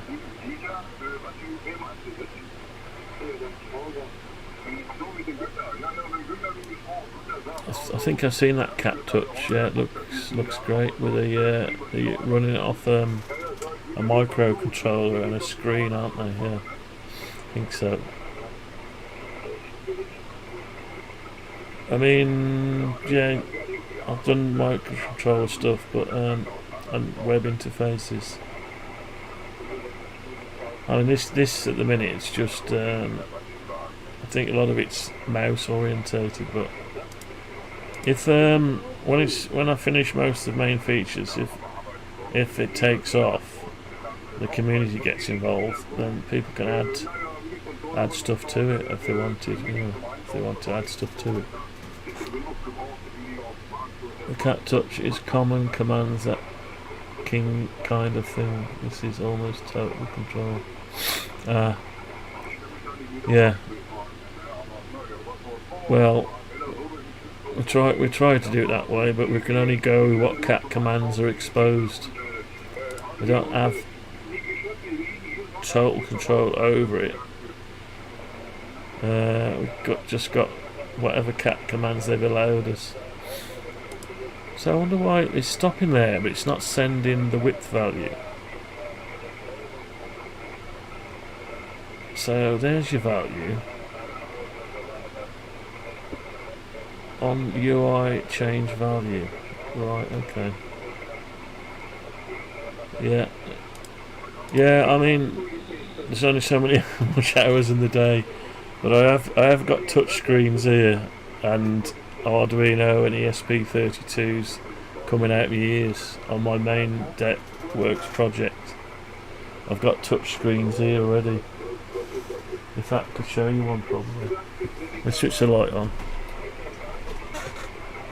Switch the light on. Alright, what have I done with them all? They're all over the place. What have I done with them?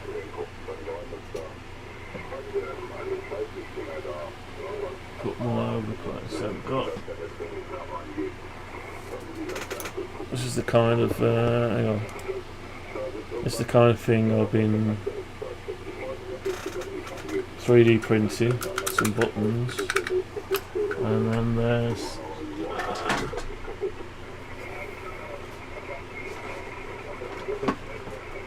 Just get rid of a few boxes. Yeah, here's one. So this is three touchscreen on it with an ESP32. Well, all that is a touchscreen. It connects with this cable into my ESP32, which runs a web interface as well as a touchscreen. That's just some empty shells. So I've already got all that. If I put power on that, it'll probably boot up. But so anyway, I just thought I'd show you anything you were on about them. Yeah, there's so much stuff here.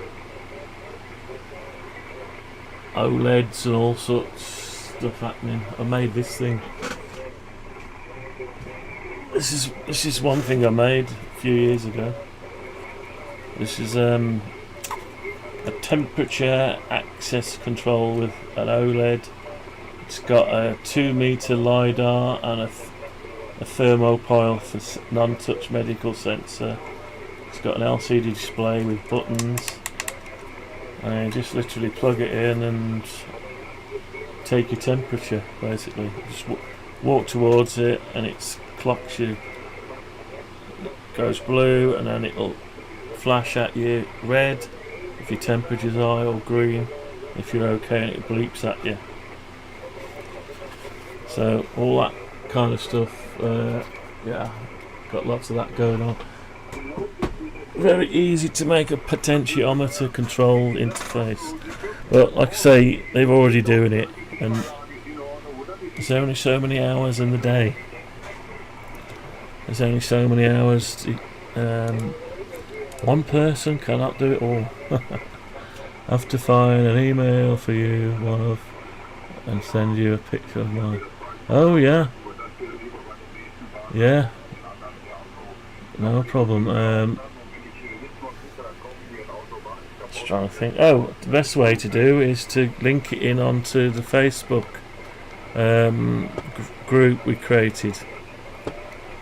I'll just I'll throw a link in for it. You know, set one up. Let's just find it. Of course, it's not going to show it, is it? Oh, groups. I'm in the wrong thing, that's why. What is going on with it? I think it's seized up.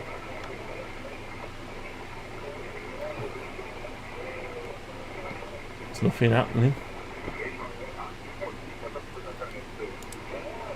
You can't rely on anything, can you? When you... I'm clicking on groups and nothing's happening. Right, groups. It's not bringing it up.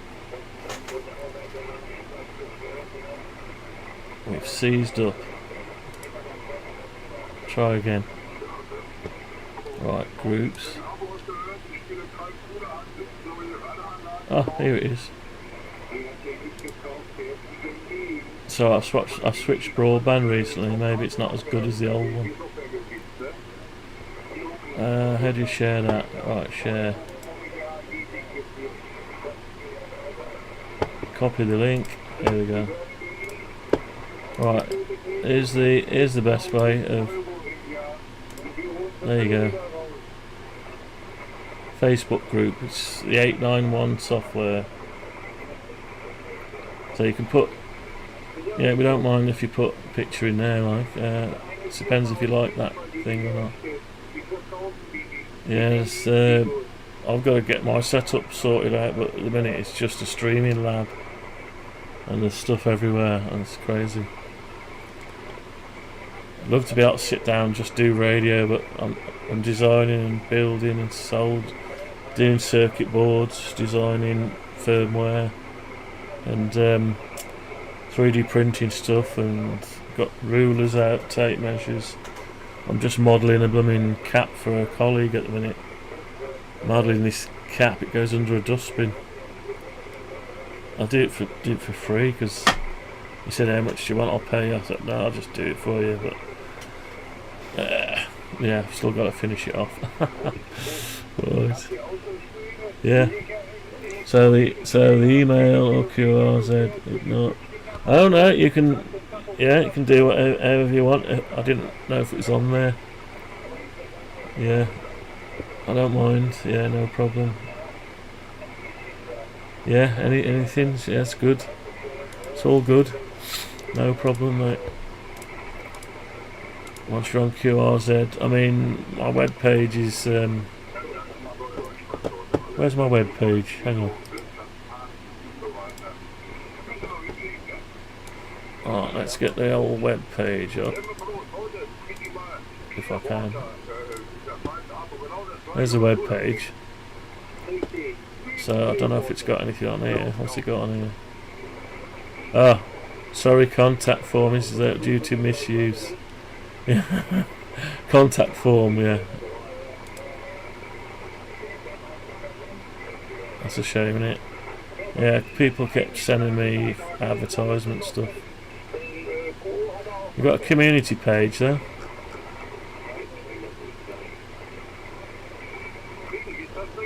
Oh, we've got don't know what, we've got a shop as well somewhere, I think. There's a shop on it. Oh, buy now. Oh, that'll probably dox me, but let's see, there we go. Yeah. Yeah, that's the board I make. Contact us. There's a telephone number. Dox myself. Never mind. Yeah, crazy. Yeah, use the QRZ one. No worries. Yeah, we'll have a look at that. That'll be interesting. I do want to look at people's software at some point. Try some different software out, but I've got to get this into a state where it's got a release version, and at least anyone can have a look at it then. So at the minute, there's no way anyone can try it out or anything. It's not even ready. So it's executing this command, but the width value is just coming out as something else. Right, so filter wave. Right, on UI, so it's doing the UI value changed. It's taking the value as the notch. So when I'm back over here, the width value, where's he getting that from?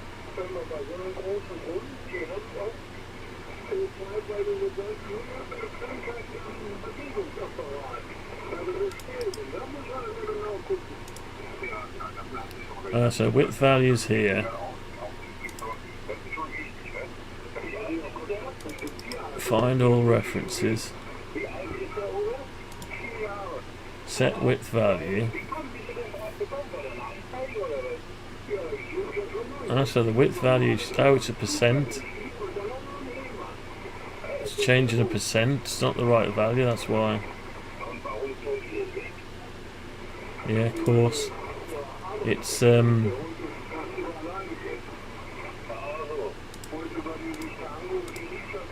I move that, it's doing a percentage, which it doesn't mean anything to it. So what I'll do is I'll hard code into it a value for now. Right, so we're going to give it a hard coded value of I don't know. Let's choose one off here. Choose one down here. 09. We'll give it an 09. Right, so 9. Now, the trouble is it's going to expect... Can't give it an 09. So it won't like the digits. I'll try it, but it won't like it. Because it wants a 09 and not just an 09.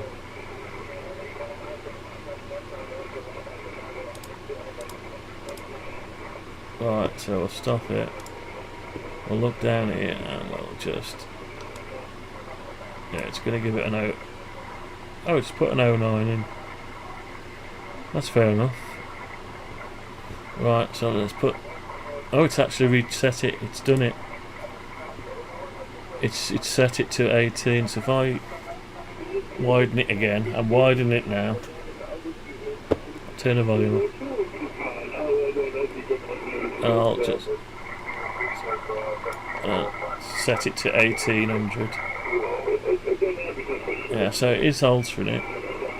What I've got to do is translate this percentage. It's not the right thing it's doing.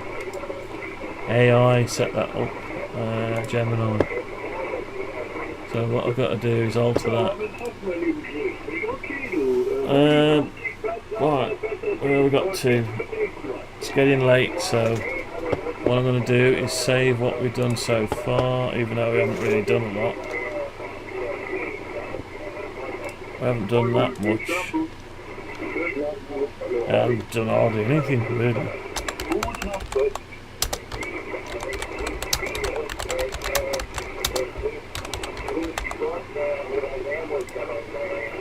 Alright, this is going on to GitHub now. There's no release version now. So, well, I'll save that, come out of there.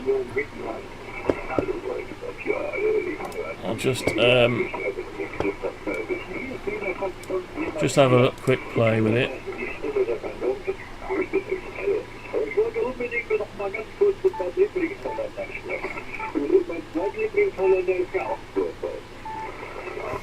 So I'll just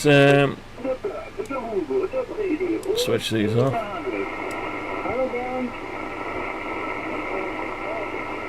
So we can't... Oh! That's narrowed it actually. I can't unnarrow it. I can if I go into width. And I better not touch that one until it's working. So I've got to work out that. So we can noise blanker it. And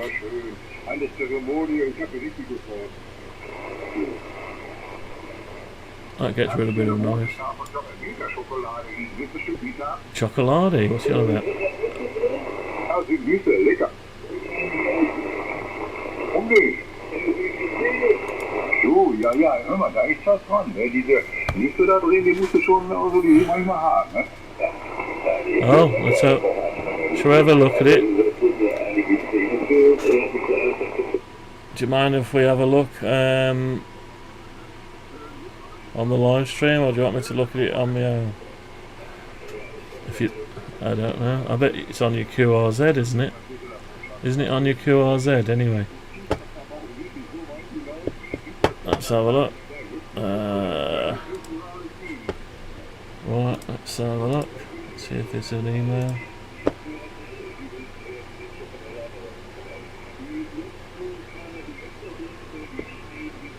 Oh.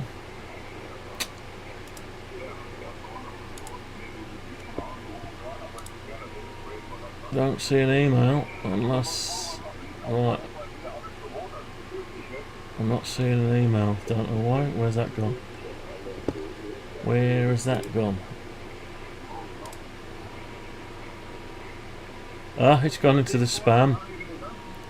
Right, let's take it out the spam. It's gone into the spam. Don't know why. Move to the inbox.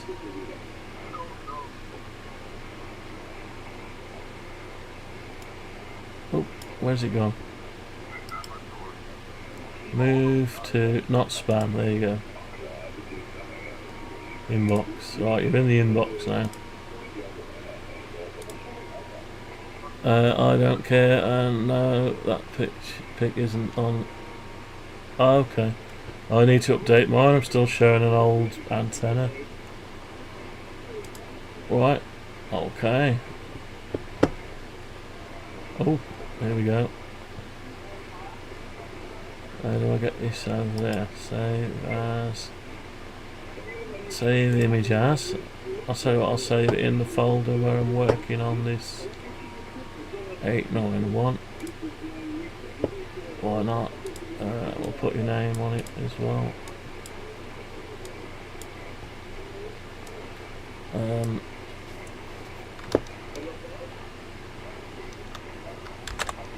Chris, KE9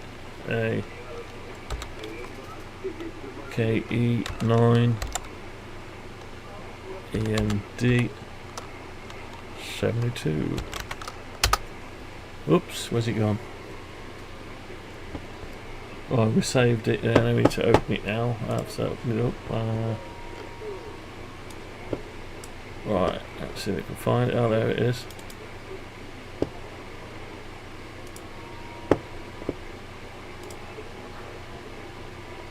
Right.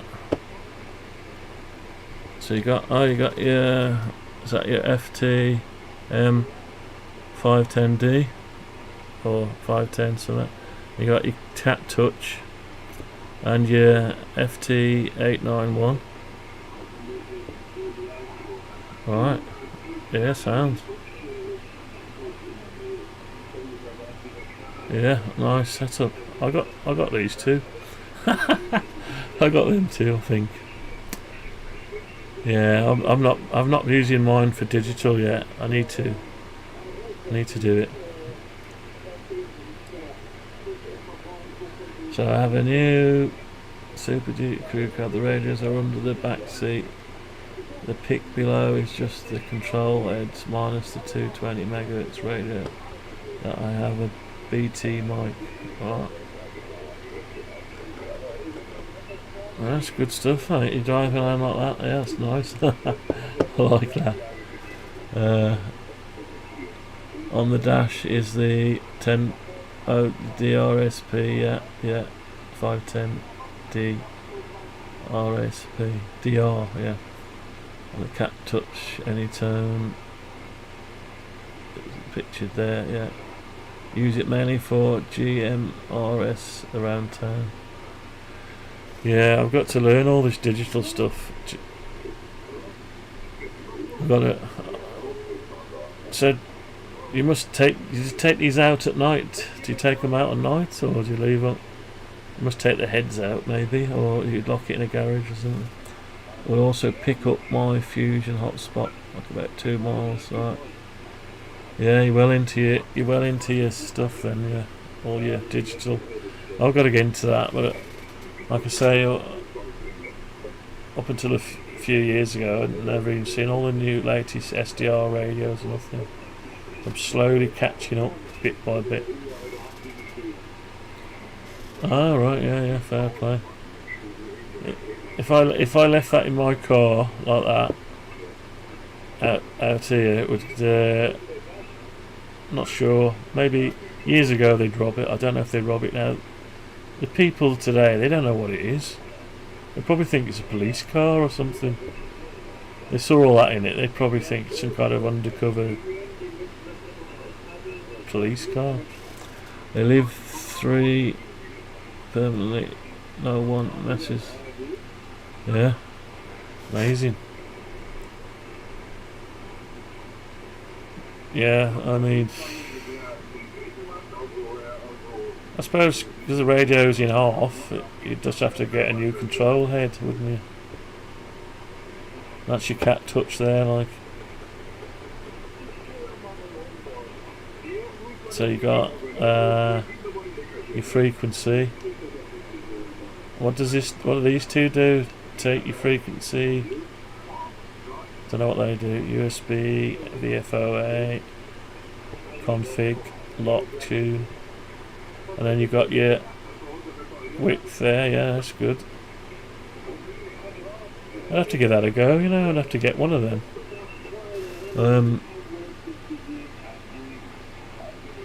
Yeah, you got some guns. Yeah, yeah. We don't have guns here.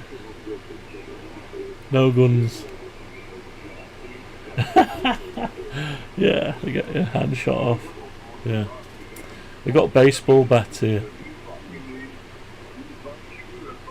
My missus sent me out with a baseball bat once. She said, I've just walked back from the shops, and this was years ago. And there's two youths have abused her, shouted stuff at her. She said, go out there and sort them out. So I picked up a baseball bat and I went over to them, and luckily they ran off before I ended up having to use it.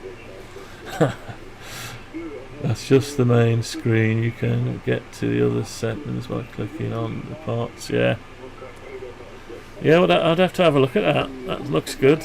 He's done a lot of work, hasn't he? Signal, watts, SWA. What's that? Amps? Is that amps? AF, I don't know what that one is. Is that the volume? CMP. Compression, is it? Oh yeah. The compression mic and the ALC, yeah. Yeah, should be interesting to look at. Is it closed source or open source? Can you download the files and make your own, or have you got to buy one? I'm not sure whether you can get the firmware and make your own or what. Maybe you got to buy one. It definitely made my use mobile a lot better, yeah. Yeah, it's amazing. I mean, there's people selling ICOM 7300s now for just over 500 quid. The Mark 1s, they're selling them. I think you have to buy. Oh, okay, yeah. I'd have to have a look at it. Yeah, I always tend to make my own stuff if I can, but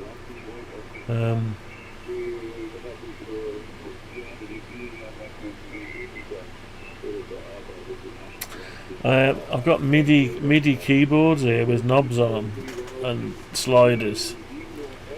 You can get a small one, but then you could turn all that into the MIDI information that normally does music into, you could map it into doing your cat control. So you basically reuse something already made instead of trying to make loads of buttons and sliders. But that's touchscreen anyway, isn't it? Looks good. Yeah, it looks good. I think it was about 200 US after tax and shipping, yeah.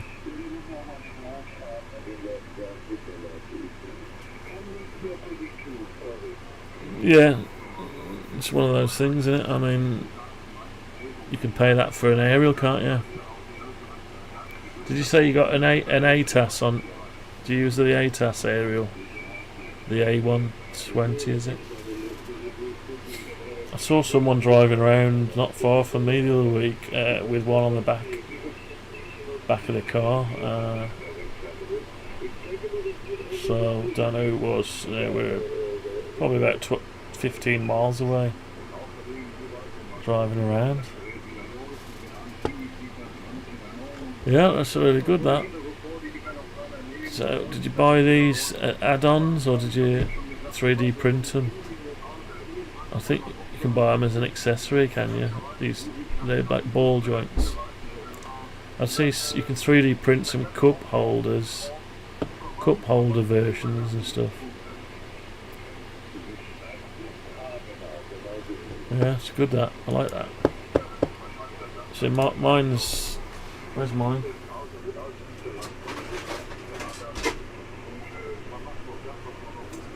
This is I think I showed you this before, like a cage I made. 3D printed, designed this in SketchUp and 3D printed it. And you just put it in there, but before I go on holiday I've got to make another one for the FC-50 tuner that slots underneath it. So I've got to make that at some point. But the idea is to stick it like that. You can put it down the well of your car, just stand it up and use it down, you know what I mean? And then you can put it on your dash or put it on a table if you want to as well. This is on Maker World. Yeah, I mean it's quite a lot of plastic on this one. I've seen other versions that people have done that thinner plastic, but it's just experimental again, really. It's just experimental, seeing what I can do. It's just I didn't want to get it smashed up, but there's something about just taking the radio out on its own. I've got my LiPo battery ready to go as well. There's my LiPo battery. LiPo 4, yeah. Big one. So I'm ready for my holiday. Take the radio with me. There's just one of my dev boards I made with the ESP32. I think probably that controller's got probably an ESP32 in it. Everyone uses them now, don't they? Oh, that's good, that. Well done. I've got an FC-50, a portable HF vertical, bought thermal aluminium. Okay. There's bullet point mounts. Oh, we got an ATS-120 on the truck. Use that mainly, but also got the FC-50 in the truck in case I want a portable. I've got the FC-50 portable HF vertical, end fed halfway, and then a battery in the truck in case. Yeah. Everyone uses end fed halfway, don't they? They seem to do the trick. I need to probably get one of those just to throw it up a tree or something.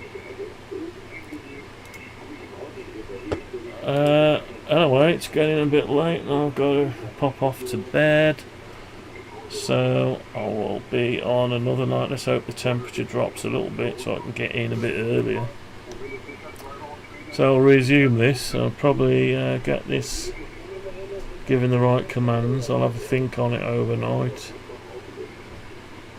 Part of the reason I live stream is I do watch them back when I go to bed. I watch parts of it back and I look at what I'm doing and use it as feedback, and then think, oh, I could do that slightly different, because it's experimental. It's got to start from somewhere, and I just, you know, I'm not averse to changing something on a whim. If something's not working out, I can change it.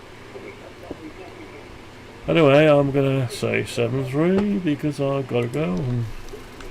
Nice setup you got there. I'm just gonna take that frame with me with that LiFo battery and a triple mag mount with an Ampro antenna for 20 and 40 meters, and I'm gonna sit in my car and chill in the evening and see where I can get to, or maybe early as well, down by a sea. Maybe I can I'm going down to Andy's neck of the woods. Don't know whether I'll be able to pick him up down there, but anyway, 73, and I'll catch you all next time.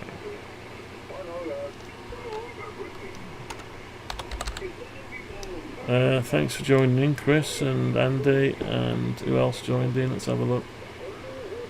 Who else?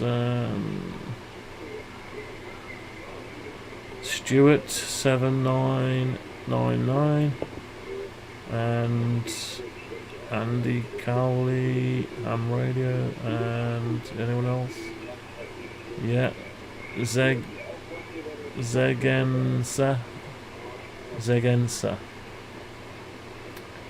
Stuart M9 SPM. Okay, yeah, Stuart 7999. Oh, Mark came in earlier. Mark S. Aeronaut. Thanks for joining in. Acid Cows. And yeah, so we had a few tonight. Fair play. Anyway, I'll catch you all another night. So, what we've done 2 hours 37 minutes. We haven't achieved a lot, but anyway, it doesn't matter. Alright, bye for now. Have a good one. See you again.